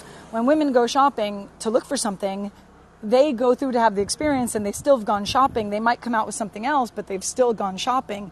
And I think that's what Tyler's alluding to, is that and I'd agree with that statement, Tyler, that there's a much bigger reason and a much more complicated, there's a lot more layers to why we go to a store to shop. And Design Juju, I was clapping because you kind of nailed a lot of them. But the thing is that, like I said before, we can't really walk out and wear a virtual reality outfit in the street, and women like to see what it looks like on them first. And that's just, unfortunately, this has been created by models on magazines like Vogue, Elle, and Top magazines. So this is a much bigger fish to fry, as well as the sustainability issue, because a lot of the times the waste is where the fashion industry is not sustainable. And that's where I would probably say, where can VR, AR support solving that problem, which is super, super valuable. LS and then Luis. Yeah, I'll just conclude it, Tyler, and for the room. To answer your point, and to Nicholas' point, I think it'll be 80% purchases on AR and VR.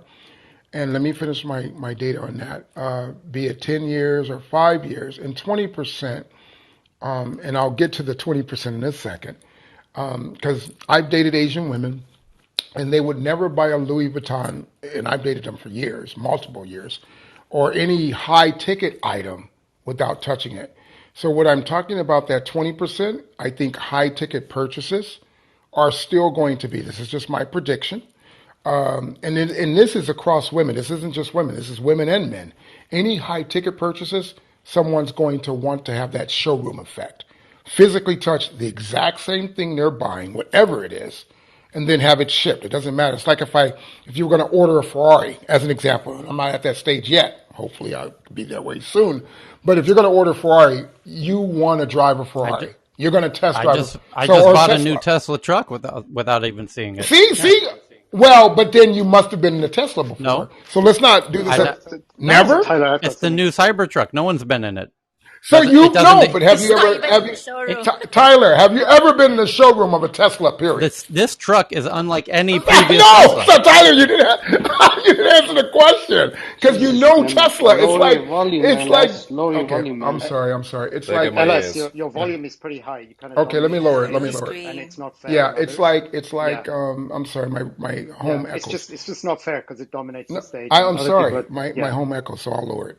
So the bottom line of it is that if you've ever been in a Tesla showroom, you know Tesla's engineering, their model. You have a baseline. Yeah, but I know Louis Vuitton. I know Louis Vuitton bags.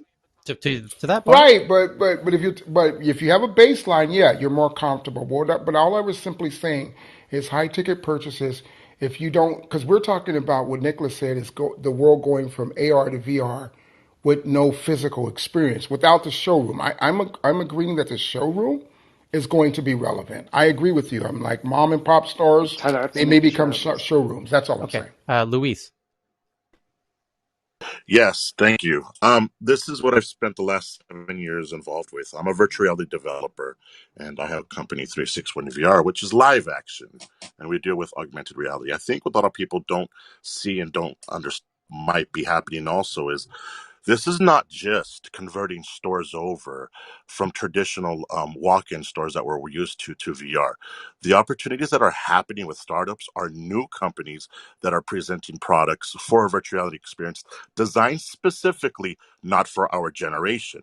The generations they're looking forward to are based on gaming experience generations who are used to be able to change skins and things of the body. So they're already used to this. Also, they take into account these games that we play on the phone where you're character. You can change the skin tone of the character, the clothing, and things that you're used to changing within the game itself. This is also experienced in the Oculus headsets. Because people are going to get used to this at a younger age already, it's easy for people to translate over for the clothing in the future to be able to buy clothing of what you're going to be, Tommy Hilfiger or whatever. Another thing that's very important that's happening behind the scenes is as far as in the sports world, which was I do the most of, the VR companies that were developing the technology ended up giving shares to sport companies so they can have their foot early 10, 20, 30 years out before the technology really takes off. This happened with Golden State Warriors, the Dodgers, and Lakers, and other companies like that. A lot of it happened in San Francisco when I was there looking for V. Invest these companies now are owned by by sports entities. So as the technology develops, they're already in. This also happened with stores. I don't have the names, but I know the company Obsess. So this is already something that happens today that you can go online. I think it's obsessar.com. And it's one of the experiences that people get to play with to see how it's being developed. There was a guy by the name of Curtis Gatson that I worked with for years. He was the CEO at BET, I believe, at some point. And he was one of the men that really pointed out we have to win over the women in virtual reality and augmented reality if we want this to work. That's the only way he was willing to be a part of it.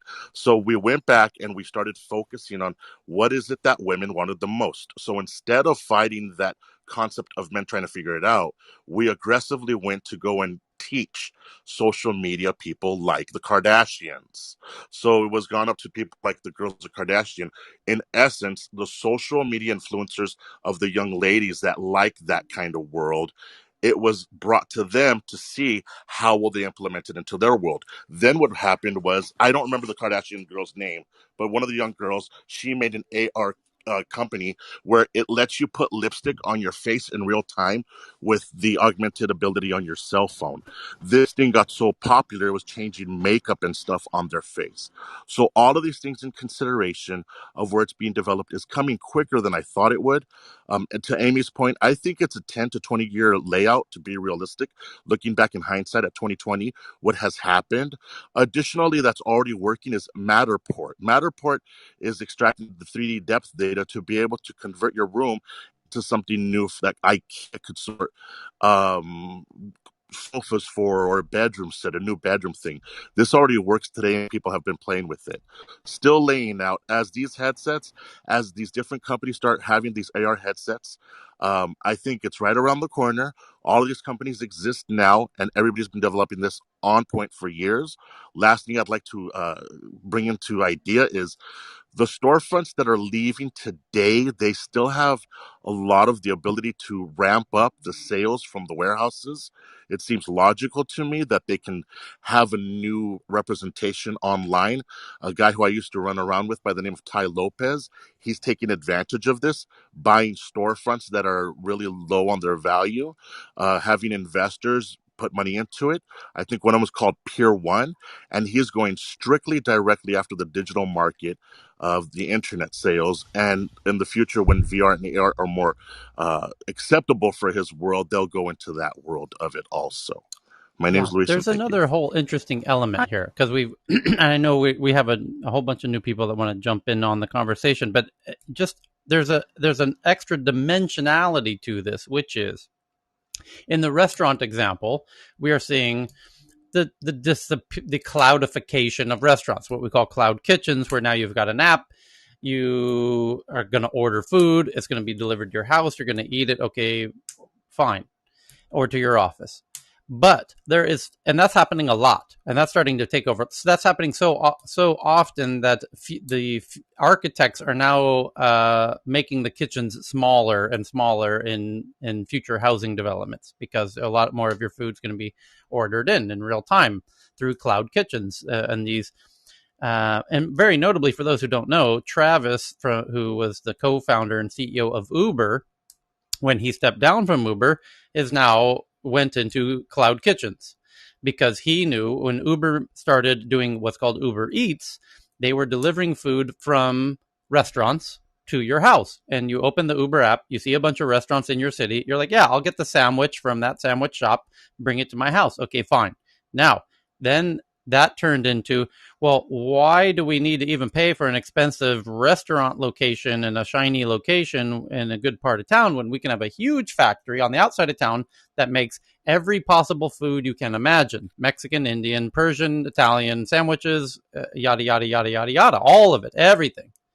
And there's a cloud kitchen unicorn in India, by the way. Okay. For my sashimi and let me finish the point, Cheryl. Thanks. So the cloud kitchens app, that is phenomenally successful. However, as Cheryl's kindly interrupting to make the point before I can, that a big part of eating is not just about the physical food you shove in your face. It's about sitting down with somebody in a nice environment, in an experience, and you're actually willing to pay to eat that food because you could eat it at home, or you might want to eat it in a very special room with very special lighting, have a very special experience, and have some kind person come over and kind of cater to your needs in a very, subjective sort of way. And people are willing to pay for that. And that, I predict, there's going to be the retail equivalent of that as well.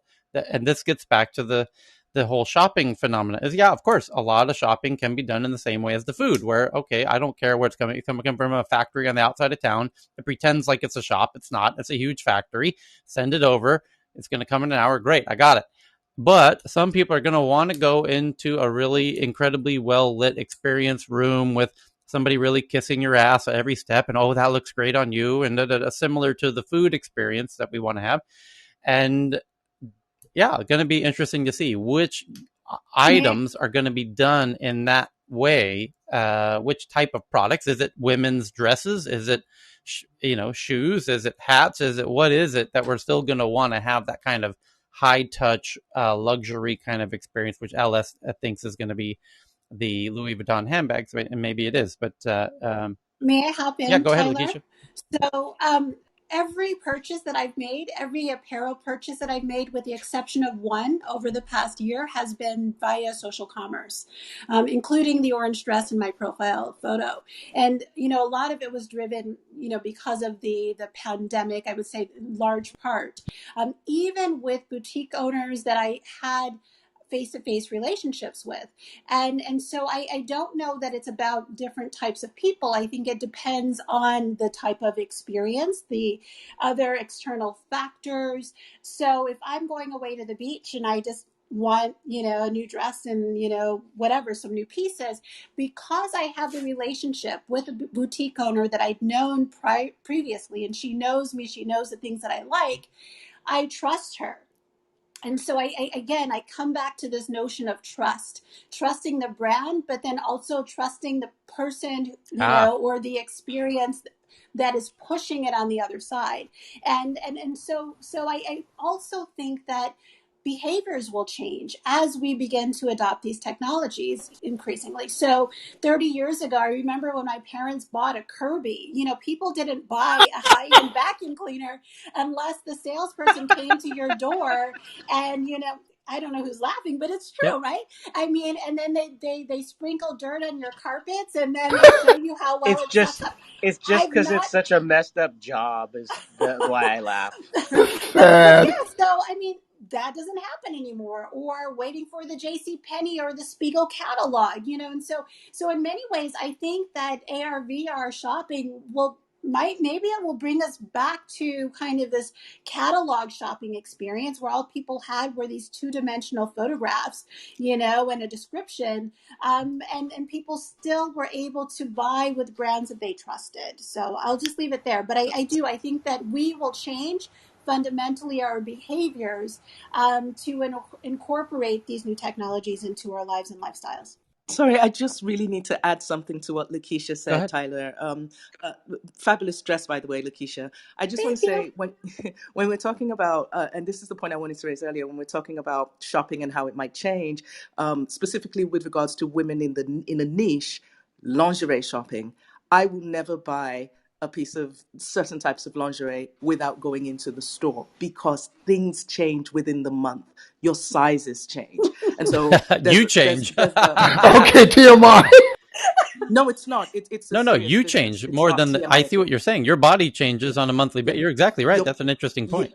absolutely. And I'm not even talking about biological function. You drink too much water, you're Right. bloated, then your bra size changes. You wear a different sports bra size than you wear a regular bra size. If you're wearing a t-shirt bra, it can be a different size than if you're wearing a balcony bra, depending on what dress, if you need to wear a V-neck shirt. These are really serious considerations that women have. So you have a different bra for your V-neck shirts than if you're wearing a sports bra than if you're wearing round neck shirts. There's so many computations, and for that, I will go into a store.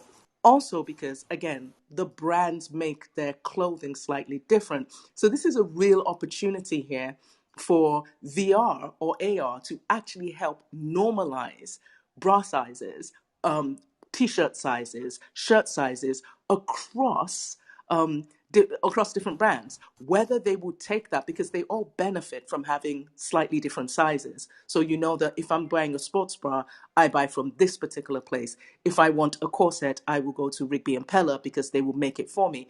And then just very quickly, I mentioned Rigby and Peller for a particular reason. When you go for a bra fitting in Rigby and Peller, they do not bring out a tape measure. They size you by sight. Hmm. Now, if they can cite, they will literally come. They'll give you, they're Yeah. quite probably the luxury end. You come into the store, they give you a silk robe, they tell you to disrobe yourself. Then they come in, they look at you, they go back and they bring size in, two different sizes that should possibly be around your size. Usually they get it right. If they can get it right by sight, then you can make that programmable. And so I'm actually really looking forward to VR solving real problems. It's a real opportunity, but whether we will let commercial interests go. So, for instance, Luis mentioned one of the Kardashian women being used as an example. Well, it's unfortunate and fortunate. Commercially, yes, it will be very successful because she's an aspirational model. However, most women cannot have those body sizes because she has an exact body size.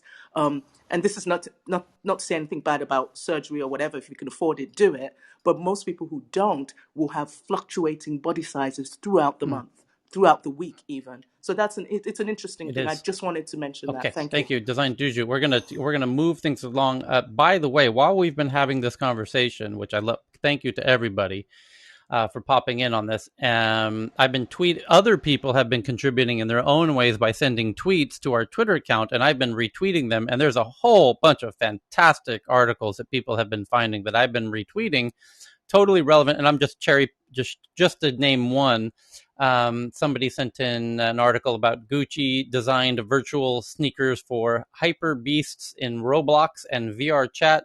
Virtual clout can be yours for just $12.99. Gucci is diving into virtual luxury footwear with new exclusive digital pair of sneakers called the Gucci Virtual 25 that can be worn in augmented reality. And you have to see these shoes. They're truly wild looking. And there's an app that goes along with them. It's a Tyler, really, may I say something? yeah, very Eco-friendly. interesting concept. So I just tweeted that. But now we're going to shift it to kind of breaking news on a couple things. Tyler, may I say What's up, Faraz? something? I just wanted to say we've got a guy in the room who's spent decades in the retail business. Can we ask for his opinion at least? Everyone's been talking, but I haven't heard Cal's opinion on what happens in retail What's up? with VR Oh, sure, AR. Cal, you have a comment? No, that's okay. Right. It's all right. We're good. No, I'd love to hear it if you're okay with it, Tyler, because I Well, mean, if anyone if has there's one comment, experience here, it's him. if there's one comment I'll make about assumptions we make about segments and stuff. Everyone likes to talk about retail because we're all consumers, right? And everyone becomes an expert very quickly because we're all consumers, and that's great because we shop, right? Everyone shops. But the key thing is kind of having humility in this space because if I just go back to 2007 to 2006, I remember sitting in a management team meeting, just sitting there watching and listen and thinking about what Amazon was doing, right? Kind of emerging in the space other than books in other categories. And we're sitting there and literally the words coming out of the chief merchant officer, who was male, by the way, and didn't realize that, even in consumer electronics, 60% of the shops were of the shopping was influenced or directly bought by women, right? So, but we were sitting, so that's an important factor. And Lakeisha was there. She kind of gets that. Do you remember how male dominated that space was, Lakeisha? Absolutely. Anyway, Absolutely. yeah. And so the assumptions you make in a specific point in time come back and bite you. So we're sitting there and the chief merchant officer would be sitting there saying, nobody, literally, I have it quoted, like I have it here, like as a lesson, nobody will ever want to buy a home theater system or a television without touching and feeling it. Nobody. It is unknown in this industry that will ever happen, right? And that's the kind of level of thinking you'd have there. And in some ways, I'm hearing that in fashion and in retail and other things. But then what I've learned to do since then is to watch the signals and build a thesis out of things emerging, right? Go underneath what Stitch Fix is doing and how they might create a platform where they can send. Can I finish, please? 1 second. They can send 50, 10 different sizes to you, right? And then the return model will emerge. I've just invested in a startup here in Oxford where they're taking up little local retail spaces and making deals with big retailers to do a return service. So a beautiful little place that the guy sets up. Right. Here's the thing. What happens? Just 1 second. So a beautiful little environment that they set up, and this insight came to me, and I prompted this person who was already thinking about it, and then put some money in him. Is basically I went to a Marks and Spencer's return counter once, and I saw a mother with 3 young kids, right, sitting there. Just unbundling things, right? Just this is unbundling thing, and she had like 10 pairs of shoes sitting there. And I said, "What you up to?" And she said, "Oh man, I can't." She said, "I can't. I've got to get the right sizes. So what I do is I order everything. I come and collect it here, and just here, my kids come and try everything out, and then we just give it back straight away." So I thought to myself, like, what the heck? You just create a model like that, right? So so you can get now post-pandemic, you can get real estate really cheap, right? You can actually get cheap leases. So you get these little spaces, and then this is where people come. It's a cool place. There's entertainment there. You can hang out, and you come in there and you order your 10 things. You get delivered there. I'm working through with my relationships with Argos and Sainsbury's to get involved in this too. But so you basically come there and you come there, you have a good experience. You order your 10 sizes of dresses or whatever. I'm testing it out with my daughter too, which is she's 19 and she thinks it's going to be potential that her friends who use Set up Depop coffee. and other things. Anyway, so Set up a Keurig. Chris, can I just finish 1 second? Sorry. I'm only answering this question because Faraz asked me. So my point is not about this particular business model. I'm sorry I went too deep on that, but is that humility is key in retail. Interesting and great to hear your thoughts on that, Cal. The return element, by the way, you just made me realize 7-Elevens around Thailand, which is the center of every little community, because you pay all of your bills there. They could also become a return. They could do a partnership with the big e-commerce portals to become the return centers for items that you want to return in a similar way. They do with Lazada. Well, They already get have that out with of here. Lazada. Oh Yep. my God! I did not know Yeah. this. That's fantastic. So Lazada, We have it in And India it, too. Lazada is the We have it in Netherlands as yeah, well. Lazada is the Amazon for Thailand, essentially, at Southeast. One of the ones for Southeast Asia. and in this Yeah, and 7-Elevens in the States, it's is Kohl's. it? So the 7-Elevens, like I said, are become a very functional hub for very many things to pay your bills, government stuff. Um, but if you could return Lazada items from Seven, I was just suggesting. I didn't realize they'd already done it. That's genius. Anyway, but I imagine that will come to the U.S. as well. Some much bigger news to turn to. Biden and Putin met in Geneva in the past 24 hours, and now it's being revealed that there was a summary yesterday that we covered that things were very amicable. They said it was they had made some progress, that it was productive, and now it's being revealed that some shit went down in these meetings. Check this out: Biden gave Putin about all of these hackings of these ransomware attacks on the oil pipelines in the U.S. and the meat production in the U.S., etc. And by the way, during the meeting between Putin and Biden, a whole bunch of hackers were caught in the Ukraine, in Kiev, by the way. And now Biden, during the meeting, gave Putin a list of 16 critical infrastructure entities that are off limits to cyber attacks. And here they are. They include those entities include energy, water, and more. President Biden told reporters he gave President Vladimir Putin a list of 16 critical infrastructure entities that are off limits to Russian cyber attacks. Those entities include energy, water, healthcare, emergency, chemical, nuclear, communications, government, defense, food, commercial facilities, IT, transportation, dams, manufacturing, and financial services. Here's the quote: "We'll find out whether we have a cybersecurity arrangement that begins to bring some sort of order," Biden said. Putin, for his part, denied any involvement in the recent spate of cyber attacks that have hit the major industries across the U.S. Biden says, "I looked at him. I said, how would you feel if ransomware took out the pipelines from your oil fields?" Which, by the way, Russia's economy is entirely based on their sale of their oil to Europe. So this question is a very heavy question. How would you feel if your oil pipelines to Europe were cut off? Putin responded, "It would matter. This is not about just our self-interest."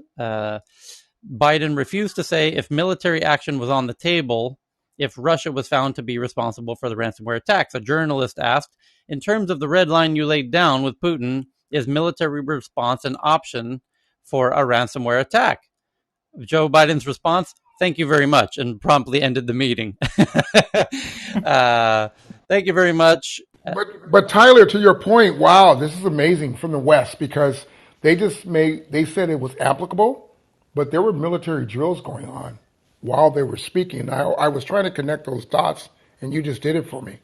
So there were some military drills from the UK and from Russia. I think some war games that were going on while they were meeting in Geneva, and I just thought the correlation couldn't be a coincidence. So I didn't hear any of that in any business news or Me anything neither. on the West about that it was touchy, that it was like they just said they met and he gave these 16 points and they basically agreed to the new treaty on nuclear talks and to move forward and to try to work on a cybersecurity platform. That's all I'm Yeah, telling you what I've heard. I'm So tech news is as breaking an news. American, I'm telling you, when Biden says this and he says these things are off limits, what he's saying is, if these things get attacked, we are going to bomb. If when next time we find these hackers, like we just did in Kiev, with the help of the South Korean intelligence community and the local Ukrainian intelligence community and the U.S. intelligence community, it was all reported. They were all there on the scene. There was actual Korean intelligence officers busting into these apartments in Kiev. And it'll be interesting to see if they were Russian nationals or not, by the way, because there's a lot of Russian nationals in Ukraine, by the way. But next time these hackers are found, they might not have the pleasure and luxury of being escorted out of their apartments. That might be handled in a much swifter fashion. And on the big political news front, Apple CEO Tim Cook by the way, let me tweet out that article that I just read so that people can see it for themselves from the Tech News Twitter account at TNATW. And thank you to whoever sent that in. And here's another fantastic, big, earth-shaking article from The Independent in the UK. Tim Cook, Apple CEO, says that the new European laws that are now shaping up to clamp down on Apple, Tim Cook says these new European laws would destroy iPhone security. Apple CEO Tim Cook said proposed legislation in Europe would fundamentally harm the privacy and destroy the security of the iPhone, speaking at my friends at the VivaTech conference, which, by the way, I was supposed to be listening to the Tim's thing live. The VivaTech conference 2021 in Paris, Mr. Cook warned that the Digital Markets Act, the DMA, could hinder the tech giant's flagship device and that the language used in the tech law was not in the best interest of users. Yeah, no doubt these big tech companies are not going to lie down quietly when the countries start cracking down, as we now know that they are. And can you unpack the law and what's the no, impact? that would be beyond the scope. We could do a separate deep dive room to do that. Speaking of Apple and its technologies, here's an interesting article somebody shared about Apple details how the digital car keys will work as one of the upcoming features in their new operating system. And the article I'm tweeting out, you can do the deep dive, but essentially it shows the diagram of how your phone and watch will open your future car. They did announce, as Michael will remember, that they're partnering with BMW. Interestingly, both Apple and Google use BMW as the car maker they are partnering with to test out the unlock feature from their phones.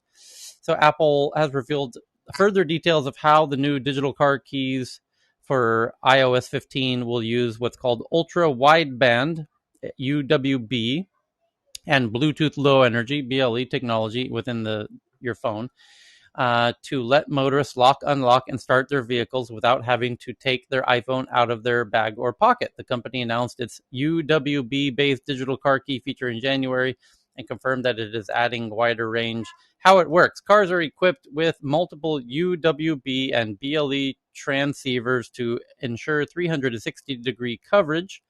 When the user first approaches the car, the iPhone or Apple Watch is detected using BLE, which, by the way, works about uninterrupted about 100-ish meters, and then even with interruptions, it's quite good. 10, 20 meters. Upon proximity detection, a communication channel with the car is established. Upon connection, the car authenticates the device, and shared ranging key is derived on both sides. The operation takes place inside the secure environment and generates a key that is unique to each session. The derived key is used to start and secure ranging session with UWB transceivers, which allows the car to localize the device and map its trajectory. The car continues to map the trajectory of the device as the user approaches the car, etc., etc. It goes on, but you can read that article from the Tech News Twitter account. Thanks for that. And as I mentioned a moment ago, somebody shared the headline that Ukrainian police arrested multiple ransomware gang suspects, and you can read the update on that development. But the real question is, will there be more of them, and how will they be dealt with if they are caught? But from the article, there's a couple of quotes that say it was established that 6 defendants carried out the attacks of malicious software such as ransomware. And then the other quote is, together with law enforcement, has managed to shut down the infrastructure from which the virus spreads and blocks channels for legalizing criminally acquired cryptocurrencies. So they're kind of cutting off the financial pipeline as well as part of that. And the operation has been used to disrupt and extort organizations globally in a variety of sectors, including telecommunications, pharmaceuticals, oil, gas, aerospace, and technology, which we all now know are now off limits, according to Joe Biden. So again, the ones he said are off limits are just coincidentally the ones they have been targeting, and that's not a coincidence. I'll pause there. I got a whole bunch of other headlines on the government front. There's wood satellites will be orbiting Earth by 2021. Thank you to whoever sent that in. That's super interesting. ByteDance, the owner of TikTok, is planning an IPO. which could be very interesting because outside of this room, there's not a lot of people who know about ByteDance's and TikTok's future as an e-commerce portal, which could greatly multiply its revenues. So an IPO could be very interesting for TikTok and ByteDance. But then the question, of course, is, will they, if Trump comes back as president, will he try and shut it down as he tried to do previously? Anyone else with headlines to share? Please jump in. Yeah, one, and you probably already covered it if you guys didn't yesterday, but and you could cover that tomorrow. Apparently, China's kicking out most of their Bitcoiners or miners, and maybe MA covered this, but and supposedly they're heading to Texas. I think it was Bloomberg or CNBC. So I saw that feed today. Yeah, there's a huge diaspora of geeks from the California to Texas, Miami, very notably. And no, I'm saying China's kicking them out, and they're leaving China, coming to Texas. Sorry, I missed the first part of that. Yeah, they're saying they're because China's closing it down, and they're leaving China, and they're heading to the Texas. crypto miners, you mean? Yes. That's exactly right. And Cal and I happen to know the person leading that, who's been DMing us and told us before it started that was going to happen, and sent the photos to prove it. And he's actually doing that work. That's right why now, he's not right? been in this room Making every day moves. as he used to be. Yeah. This is pretty connected room, LS. I know, Cal. I know. I call you guys Kyler. Gotta deal Sorry. with your volume, LS. Please. Jesus, my I'm ears. trying to work. Yeah, I'm trying to work. seriously. I'm sorry. No, I mean it's not hard, LS. Please. It's just like thank you. I'll work on my Yeah. voice. No, Sorry. no, it's not your voice. No, It's just the you mic. can. It's just excited. Yeah, It's okay. you can Your just. mic It's all is right. like ultra clear, bro. Like it's I need to it's lower super my mic. sensitive. Yeah. Okay, let me use cheaper There you go. headphones. Okay. That's okay. So, No worries. That's Yeah, okay. So but I was going to add on the yeah, Texas issue that I heard today that the rumor is that Texas might be the first state to do like a stable coin cryptocurrency in the U.S. That's what they're discussing behind the scenes right now. Facebook in the headlines in other news today, in an email to creators, Facebook says it will launch its podcasting platform on June 22nd. So that's about 5 days from now.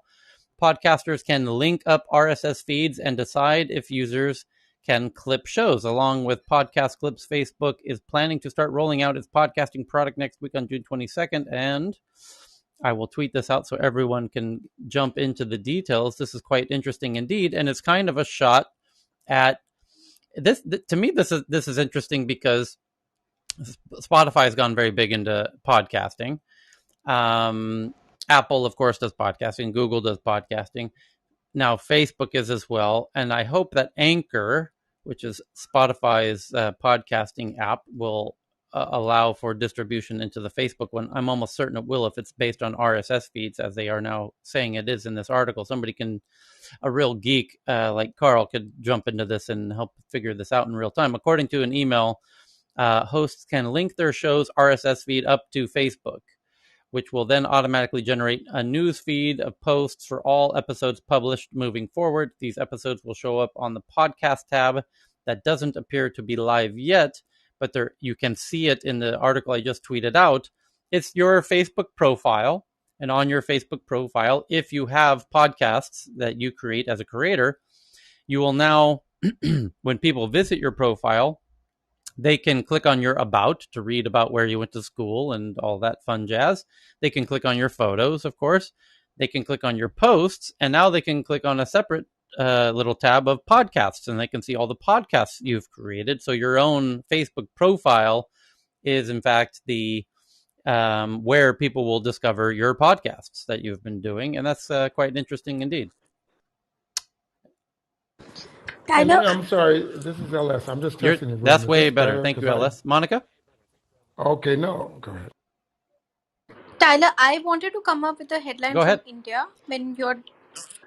So Flipkart has reported that it's getting about more than the majority of the traffic actually from tier 2 and tier 3 cities in India, which is about 52% of the traffic is now coming, and the orders are coming from tier 2 and beyond, which actually is a testament to the fact that there's a growing adoption of e-commerce. But the bigger thing is that they are actually opening up fulfillment centers in the heart of India, and they're creating a lot of jobs. So this chimes in well with the fund infusion that happened last week, and I'm forgetting the name of who infused the funds in the latest round, and also the fact that they're actually looking for even more investors. And this is also coming at the back of another very interesting thing that they've done, especially because you were talking about the return policy, etc. So the Flipkart and Amazon between themselves cover about 95 to 90%, 98% of all PIN codes in India, which is the delivery locations. And the best part about this part is that right now they're trying to drive adoption away from cash, and they have introduced a new way of being able to pay on directly on the packages, which is a QR code. So just like in China, where there was a rapid adoption of QR codes that happened, Flipkart believes that this particular invention, not that it's an invention, this particular introduction to their packages will actually help customers pay directly and will help the adoption of digital payments in India. So this is pretty huge. And this release has just come in today, so I'll tweet it out. So people are sending in fantastic tweets, by the way. Thank you for that, Monica. And Monica, while you're here, you sent in an article yesterday, but weren't on stage, about a new unicorn in India. Yes, please. I thought you'd already covered that. That's why I didn't bring it up. But there's another. We did. This is the 15th We talked about it, and we India. said, "Where's Monica? She's not here." And then we read the story, but better you do it than us. Okay, there is another unicorn in India. This is number 15, and I can't even keep track. And what is the name of the unicorn is what I'm trying to find out. I'm sorry, I really cannot keep track. It's a SaaS-based unicorn, which is called Browser Stack, and it is two friends who've raised 200 million and right now are at 4 billion evaluation. So not really sure how and where they've come in from. But interestingly enough, Browser Stack is again another Indian unicorn, which was not making a lot of the news until last year. But suddenly in 2021, they seem to have become big. And SaaS startups are emerging, micro SaaS and SaaS startups are emerging as technology alternatives to help companies build SaaS related solutions. And interestingly enough, they were valued at about 500, 600 million earlier. And suddenly they have had a meteoric rise of about 8x times in 3 years. So welcome to India and how valuations are soaring. Sorry, can I just ask around Browser Stack, because when I was a baby web developer, like everybody used Browser Stack. What classifies as a startup? Can you have been in the industry for more than 10 years and still be a startup? It's exactly 10 years actually. They were founded in 2011, so technically a startup. That's a great question, and I had the same question for Flipkart as well, because just last week, and I'm again forgetting the name of the investor, after Walmart bought them over, they are still looking for funds that can be invested in, and after the evaluation and buyout of about 16 billion, which was 3 years ago. So I'm not really sure when they stopped becoming startups, including Byju's, which is now India's biggest startup, which apparently has more people as well as more revenue than probably India's top 50 companies, at least in terms of the number of touch points and consumers that they touch. So I don't know the answer. If somebody from the startup world has to tell us. I mean, it's just a technicality. People aren't that concerned. It's not a function of time. Some startups take a very long time to break through and go at a slower pace because they're not rapidly raising fund. Because you can have startups who take the bootstrapped approach, and what that means is they didn't raise money from investors. They tried to do it on their own without raising money, and that makes you go much slower, typically. And so it can take you, a normal startup can take 7-ish, 10 years, to become a unicorn. But if you're bootstrapping, you might be lucky if you become a unicorn. You'll be very lucky indeed to become a bootstrapped unicorn. There's actually very few examples of that comparatively. So there's Cal just sent in a really interesting article about Bloomin' Brands. You want to mention this one, Cal? Bloomin' Brands wants. No, it's just it may be a little late, but it was the the cloud restaurant cloud Yeah. business. And my friend runs Blooming Brands, Dave Dino. We used to work together at Best Buy, and just the highlight on. And so we've talked a little bit. I mean, so Dave is an amazing guy. He didn't fire anyone at the start of the pandemic. He was in the news for not firing anyone. Instead, he really started innovating and getting his employees to help him innovate. And so now his restaurants are effectively, part cloud kitchens, right? And so this idea that, you can get both this kind of hybrid model because the locations are in good places where the delivery costs can be lower, right? And so you have this kind of hybrid restaurant model where, a big chunk of the back of the restaurant is your cloud kitchen. And so he's been experimenting, and he's already got the brands, there's multiple brands, Outback Steakhouse and bunch of, just a whole bunch of brands. I can't recall all of them. So that's kind of good for the consumer. And so I just think that's just plays to the model. So it just plays to the earlier discussion. Yeah, he says, sorry. Yeah. But also the point also around employees that we talk about, which I think is, take care of your employees, right? Because they innovate for you. In this case, he has Outback Steakhouse and Carrabba's Italian Grill already had partnerships with Uber Eats and DoorDash, of course, for doing deliveries. And on top of that, they have their own fleet of delivery drivers, as well as the technology and physical plant to quickly shift to a more off-premise business. We were very heartened to see that our investment had paid off, and Bloomin was already envisioning a multi-channel future. And now that the vision has become a reality, a key piece of the strategy going forward is virtual concept standalone brands that it can run out of existing kitchens in their Outback and steakhouses and Carrabba's Italian grills. They're using those existing kitchens to make other cuisines, all kinds of menus, virtual kitchen menus, and using their delivery drivers. Here's a key thing that's not on there, which is, I think, critical here, is the experience. So you go to a restaurant, right? You have an experience. You have a bunch of people. You might see the same waiters or the same people that take care of you, right? You have a rapport, you have a rap. Well, guess what? Some of the delivery people could be those same people, arrive at your room. You have this kind of community that right?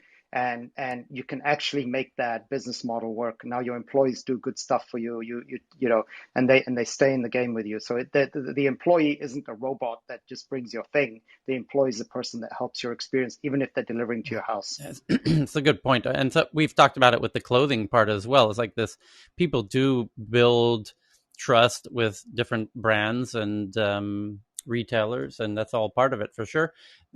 Somebody sent in a really interesting article. It's that seagull eggs in the UK have been contaminated with plastic additives. Seagull eggs have been found to be contaminated with chemical additives used in plastic production. A study looked for evidence of phthalates, if I'm pronouncing that correctly, a group of chemicals added to plastics to keep them flexible, in newly laid herring gull eggs in Cornwall. All 13 eggs that were tested were found to contain phthalates, and it goes on, and you can read the article. And this speaks to the person who's really leading this conversation within the tech sphere is Tony Fadell, who's considered the creator of the iPod and the iPhone, who's now an investor and just a sweetheart of an individual from my personal interactions with him. He was one of the guests at Daniel and Ash's Brilliant Minds event that I mentioned at the beginning, of the 300 people who got to hang out with Obama for 4 days. So Tony wasn't even a speaker at the event. I think he was just in the audience. But anyways, he's fun to hang out with. And he is all fired up, more than anyone I know of, about plastics and how it's getting into all of our food and into everything. Microplastics is becoming, he thinks, is really the hidden danger on the horizon that people are just waking up to. And that article kind of highlights that it's every animal in the chain, and us as well, as kind of the alpha apex predator of the biological world. We consume all of these animals, and we are the ones who are most at risk in that pyramid, because the animals that eat animals that eat animals that eat animals, it multiplies. The plastic effect multiplies as you go up the pyramid to the peak of the pyramid, which is where we are at, because we're consuming all of them. It's a really interesting point that put a pin in that story, because that's going to develop potentially in very dystopian ways that we need to start thinking about now. Facebook just launched new suite of tools for admins of groups, including AI-powered conflict alerts that identify contentious or unhealthy conversations. Well, isn't this interesting? From The Verge, I'll tweet this out right now, as we always do with all of our articles. While we discuss them, something truly magical happens here at Tech News Around the World. We tweet them from the Twitter account so you could read and pin and share the article yourself. But even better, people on stage and the 500 people in the audience often are finding other related articles to enrich and enhance the conversation that we often retweet without mentioning. So it's fantastic to follow the Tech News Twitter account at TNATW, so you can see all of the retweets we do. And you yourself can share any article by simply tweeting it from your own personal Twitter account and including TNATW as part of your tweet, so that we can see it and potentially retweet it. So Facebook's AI moderator will tell groups when users are beefing in the comments. Part of a suite of new tools for managing Facebook communities, Facebook is launching a new suite of tools to help group admins get a grip on their communities. Some simply offer a clearer overview of posts and members, while others are designed to help admins tackle conflicts, including an AI-powered feature. That's an algorithm, and we've had this conversation in these rooms multiple times with Michelle, who works at Facebook, who's told us, they use this internally on Facebook. And when they do use it internally, it's made big headlines very recently, very notably in India, when Facebook users were using a hashtag of resign Modi. People using that hashtag noticed that their Facebook content was not appearing publicly. Similarly, in Palestine, when people were using the Free Palestine hashtag, they noticed, to their shock and amazement, that their posts were magically not appearing in Facebook. And they thought, Mark Zuckerberg doesn't agree with our message. And Michelle made the point that actually what's going on is the algorithms are detecting interesting behaviors that, we need to take. It raises it up to the human moderation level. The algorithm is the first layer of defense. It's not really making a judgment if it's bad or not. It's just noticing a pattern that it knows needs to be reviewed by a human. And then it takes several hours for humans to get involved, have a meeting about it, no doubt, with the PR department, with the legal department. And that can take several hours to arrange those meetings to decide what to do about the hashtag Resign Modi or Free Palestine or dozens of other instances that happen on perhaps a daily basis around the planet with all these different governments. And then while they're having that deliberation, the people on the ground, of course, start talking to journalists and saying, we're being banned.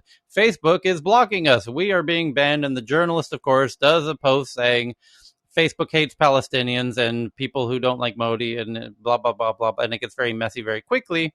And then Facebook has to come out 24 hours later with their own PR initiative and say, hey, actually, we reviewed it. We had the meeting with the lawyer team, with our PR team, and we're here to say we're very sorry. We put back all of the content, all of the posts that were, that the algorithms had put into the sandbox are now been reinstated. Sorry about that.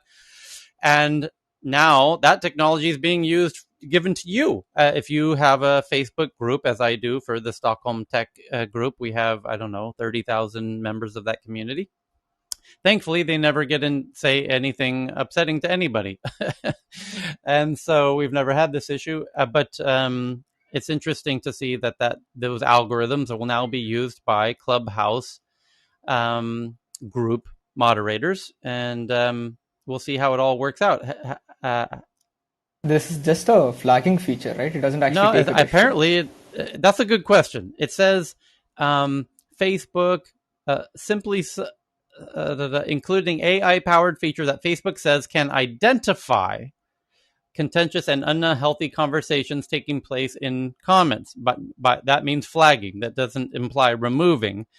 This tool is called Conflict Alerts, and Facebook says it is just testing it for now, so availability is unclear. It's similar to the existing keywords alert feature, which lets admins create custom alerts for when commenters use certain keywords or phrases, but uses machine learning methods and models to try and spot more subtle types of trouble. Once an admin has been alerted, they can take action by deleting comments, booting users from the group, limiting how often. So yes, it sounds like flagging and not automatic removing in this case. Good question, Akil. Yeah. And Tyler, to your point, and to Faraz's point, I'm going to lower my voice now, but that's probably why I wanted to build an AI ML, because if you look at natural language processing, it won't inflect cultures and excitement, which you, Cal, Faraz know me, and everyone knows who I am. Oh, LS is excited. He's doing this. He's in an echo chamber. The systems are still limited, and it could actually block me because I could sound very contentious when I'm excited or when I'm discussing something, or so can others. So it's intriguing that this is modeled out, and maybe that's one of the reasons I went into AI and God put me here. But it's intriguing because I can see the other side of that bias when you don't have a human to moderate something, or at least at the very least, the flagging is beautiful, but it's almost a misnomer, as if the human's not there. It's like as if you and Cal or Faraz or anyone else, MA, no one's in the room listening. And so an AI has to do that. So that's intriguing to me. So Ellis, just check out crisp.ai. Discord has an integration with it. I use it all the time with my gamers who are a bunch of excited people and voices are high. It auto-modulates your voice and does a bunch of other clever stuff for you. It's called crisp.ai. Yes. Okay, I'm following you. I'll DM you later. Yeah, it's a cool little plugin that cuts out all background noise. It's a very clever feature, which apparently Twitter Spaces has built in much stronger background noise cancellation and stuff. And interestingly, in the new Spotify version of Clubhouse that was just announced in the past 24 hours, which many of us were dabbling with before this room opened today, they don't have a way for the moderator to turn off your microphone if you left it open. So you might have a lot more open mics over there. Any headlines in the med tech, crypto tech, anything going on from Africa, Asia, India? We did India. Thank you to Monica. MedTech with Haitham, or anybody with news to share. Akil also shared a bunch of good Indian news earlier. Otherwise, I still have, as usual, an endless flow of tweets. Tyler. Yes, May? It's May. There was a little teenage unicorn, but not from the starting of a company. I tweeted it. There's a young teenage Indian boy who's running a very, very successful DeFi fund where he's making millions. And I tweeted that out. He's only 13 years old. And he's been doing amazing stuff with navigating the space of DeFi. And he's become, I think, maybe the youngest millionaire. How long ago was that? The crypto space? Probably about an hour ago. But I got it. Okay, there it goes. It's very interesting. No, wait a second. The boy who could DeFi. Meet the 13-year-old who built a 7 million money manager on Ethereum. Gajesh Naik is a developer behind a DeFi protocol that's managed nearly 7 million in cryptocurrency. He's also just 13. The summertime and the money's easy in crypto. These guys are getting younger every day, man. No more lemonade stands. He knows what he's doing. He knows. I want to adopt him. That's right. They had him on the Good Time show on a couple of 4 or 5 days ago. Pretty cool. On Clubhouse. Carl just shared a really interesting article that I'm retweeting now from the Tech News Twitter account about Amazon. You want to share that one, Carl? I've just tweeted 3 to you, actually. Amazon, which one was Amazon helping app developers. Oh, right. Yeah, that was a really funny one. So this is, and I'll tell you why I find it funny. So Amazon has their Amazon store, their app store, of course. Anybody that's bought a Kindle knows how locked down they are and how customized the OS is. It's Android under the hood, but it's heavily bastardized by Amazon. And basically what they're doing now is they're pulling an Apple, where they are for app makers making less than 1 million in revenue, they take less of the cut. So at the moment, Apple and Google lower their 30% cut down to 15% if you're part of their sort of beginners program. Amazon are now saying, well, instead of 30, we'll take 20%, but we'll give you an extra 10% in these sort of AWS promotional credits, which is it's access to their AWS services. So obviously, if you're on the store, or even if you're not in the store, a hell of a lot of apps actually use either Firebase by Google for their backend or Amazon services. So this 10% of sort of credits takes away some of the cost for them. And in fact, they actually have a really, really good AWS Activate platform, which gives you £100,000 in credits with some restrictions on how you operate if you're doing a startup. And it's really, really good if you don't want to worry about the cost of your server. What makes this funny for me is I actually thought that this whole thing had died, as in the Amazon store. I mean, the whole Kindles themselves had sort of died out, and the sales I didn't think were doing particularly great. So it's interesting that they're even bothering to wade into this arena and make this declaration. It is interesting. I love the idea of Amazon credits, though. It's like it becomes a kind of a currency. It practically is for anyone doing development. There's a very good chance you're using AWS, and AWS credits is as good as any money. It's one of the key onboarding things that pulls people away a little bit away from Firebase into it, because you cannot ignore the potential of having £100,000 worth of in-house credits. And anybody who hasn't used AWS, by the way, the key part of it is they do a shitload of things for very cheap. They're not necessarily the best at absolutely everything, but they have everything. They have all of the NLP stuff in there. They have the analytics stuff in there. They have 16 different ways of serving up an application across 14 different channels, and they all interconnect very well. But the key point of it is they do it cheap. So they've got their fingers in every single pie, and they make it as cheap as possible. £100,000 goes a really, really long way. You would have to, if you use that up, then you're not worrying about the fact that you used it up, because your traffic is bringing in some serious money already. But just to add to this, if I may quickly, Carl, and I'm on AWS, and my board member he's a global machine learning technical lead for Amazon. I think a lot of this, for disclosure, and it's a great thing they're doing for startups and all companies around the world, is because there's a new FTC chairman, Federal Trade Commission in the U.S., and they're cracking down. Congress has been cracking down in the U.S. on big tech like there's no tomorrow in the last 7 days.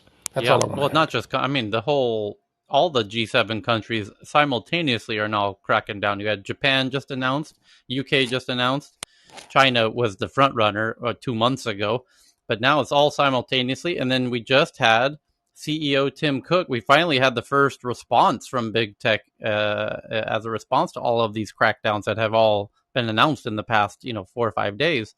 Apple's CEO Tim Cook just appeared in a live stream interview with my friends called VivaTech out of Paris, where he did an interview with them, and he said in his interview, it was just announced, where he says, these new EU rules will fundamentally break the iPhone, essentially. Yes. Tyler, this is Shaheen. I'd like to add a comment on cost effectiveness of cloud computing. All the analysis that we've done, and there is other data that I think corroborates that, but I think your mileage can vary, is that cloud computing is awesome if you don't need a lot of it, because then you don't need to go through the cost of creating your entire infrastructure just to use a little bit. It's also very good if you need a lot, because then you can cut a deal separately. That's what Netflix did with Amazon, and you get a sweetheart deal that others can't get. But if you're in the middle, then you do actually end up paying through the nose. And you're kind of stuck. You're not big enough to get a special deal, and you're not small enough to not care. And some companies that get to that point actually opt to roll their own. And if you do have the wherewithal to build your own data centers, that's its own kind of a exploding market, the ability to build and cool and power data centers around the world. Then you may very well want to do your own because it's cheaper. Box.com famously did that at some point, and there are others that are like that. Yep. Thanks, Shaheen. Thank you, Shaheen. Shaheen, I have a bit of a different point on that because I've been part of multiple medium-sized companies, and once our credits run out, we average about 25% discount on our total bill from Amazon every month that we use. Well, there's still here's a point to consider. There's still quite a considerable heated battle between Amazon, what they call AWS, and their cloud, Microsoft's cloud, which is called Azure, and Google's cloud, which they call Google Cloud. Google. And these three companies understand that the battle is now, today, and that eventually, the market share will all be divided up, and it'll become rather more fixed. But for right now, it's a massive land grab, no pun intended, in the cloud to capture every company into the cloud. Absolutely. And they are investing incredibly heavily, and they are fighting. And I'll give you a very firsthand example. The events that I do, the big tech conferences that I host every month and every year in Sweden, I've had all three of them compete to be the sponsor of my events for for 8 years going now. And they are vicious in their competition to get market share. I can tell you that much. So I want to add another piece of color. Now, I want to add IBM, which is sort of the fourth player, and Oracle, the fifth player in the U.S., not to count the Chinese real quick, Shaheen, because I just say that because of Akil's point of all of the discounting and credits and all of that, that is symptomatic of the fact of how competitive they all are right now to get you as their customer. When the cement dries and it becomes clear, who has what markets, globally, then they become a little less competitive. Just like it was announced, Uber and Lyft are now have solidified their market positions. There's no new competitors coming. They've locked down their geographies, and now the prices are going up because they can. And yeah, with one significant difference is that Uber and company are losing money to kind of get turf and footprint. The reason why these cloud companies are so competitive is because there's so much margin in there. The reason they can match your price immediately is because they don't care as much. And they're making money hand over fist. If you look at AWS's financials, Amazon's financial, AWS has been carrying the whole company. So I think the difference really is that cloud computing is fundamentally very margin rich. And there's a lot more room in there for it to be that kind of competitive. And I agree. They're all trying to get the land grab. And of course, there's such a thing as data gravity. Once your data goes in, it's a roach motel. You check in, you never check out. Carl, you had two other really interesting articles, did you not? About Brazil is testing the world's only facial recognition shuttle service, which I just retweeted. In the shuttle service between Rio de Janeiro and Sao Paulo Airport, introduces the Embarque Seguro, which means embark and safe, 100% digital boarding pass system, which uses simultaneous biometrics of passengers. The technology collects face biometrics in a fraction of a second, enabling even greater agility to the boarding process while eliminating lines and delays. Very interesting indeed. And I no doubt we will start to see a lot more facial recognition. Carl? Yeah, absolutely. What's interesting with this is I seem to remember, and I'm trying to find the damned article from about a year or so ago, about Brazil, and there was a trial on facial recognition being used for emotional and gender detection in Brazil. And I can't remember. Can anybody else help me out? Can anybody remember this? You can do it. They can DM you if they find it, and I bet they will, because everything I've ever asked for in this room, people DM me within 5 to 10 minutes. So. Yeah, maybe we should jump on to the other one if you want to, because I really like that one on the lithium. So go ahead on that one. And just real quickly before we get to that one, you also, I believe it was you had the 4-day work week. NPR just did a headline that 4-day work week boosted workers' productivity by 40%, Microsoft Japan says. So if those kind of headlines keep coming and the data supports it, we might all be shifting to 4-day work weeks. but will also be 40% more productive. So thank you for that one. And about these salt flats, what is that all about? Lithium. Yeah, so obviously everybody, like, we talk about batteries a hell of a lot in here, and we have the wonderful Dan in to come and help us out with that. We also have another gentleman, I can't remember his name. Is it Milo, I think, who works in battery technology? Is he here? Can you have a look to see if he's in the audience? I am here. He's not here. No, that's my bad impression of Milos. He's not here at the No, he's moment. not here today. He comes All in the right, fair enough evening. then. He comes in the next show. Yeah, so this is talking about the mining of and the refinement of lithium, which is obviously used in not just batteries, but also in a hell of a lot of other tech in smartphones and whatnot. And a huge amount of the rush at the moment in sort of battery technologies to try and move away from the traditional refining of lithium, but also using lithium as full stop. And this is talking about how the effects in the Atacama salt flats in Chile are affecting the locals. And one key aspect of this is there are around this area are 18 indigenous communities that have lived there, for hundreds and thousands of years and have a very select culture that's rare and cherished. But they live in this area, and one huge aspect of refining lithium, that there are a couple of different methods, but this one is talking about where they use evaporation. They put them in these massive pads, and they basically evaporate them, and then they move them to a second area, and then evaporate it further to try and refine it. And each time they take all the scum and everything else and all the contaminants out of the mixture as they go through this process, and eventually you get to a concentration of lithium that's actually useful. But the problem is it uses a huge amount of water. And that water is pretty much completely useless afterwards. And there are a lot of VC startups at the moment trying to bring in using things like nanotechnology and sort of micro nets and filters and stuff to try and better do these filtration processes to try and make it more economically friendly and use less water. But they're talking here about the effects on the local indigenous people, and how it's taking away their resources and it's taking away their water, the fresh water, and some of this fresh water is then going back into the system, which is obviously a danger for consumption by people.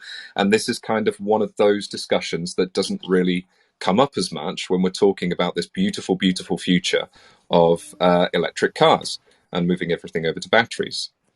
So yeah, I don't know if anybody's on stage with a bit more, like a different take on this and a bit more knowledge. Before they jump in, I think Poppy found the article you were looking for: facial recognition on trial, emotion and gender detection under scrutiny in a court case in Brazil. Is that the one?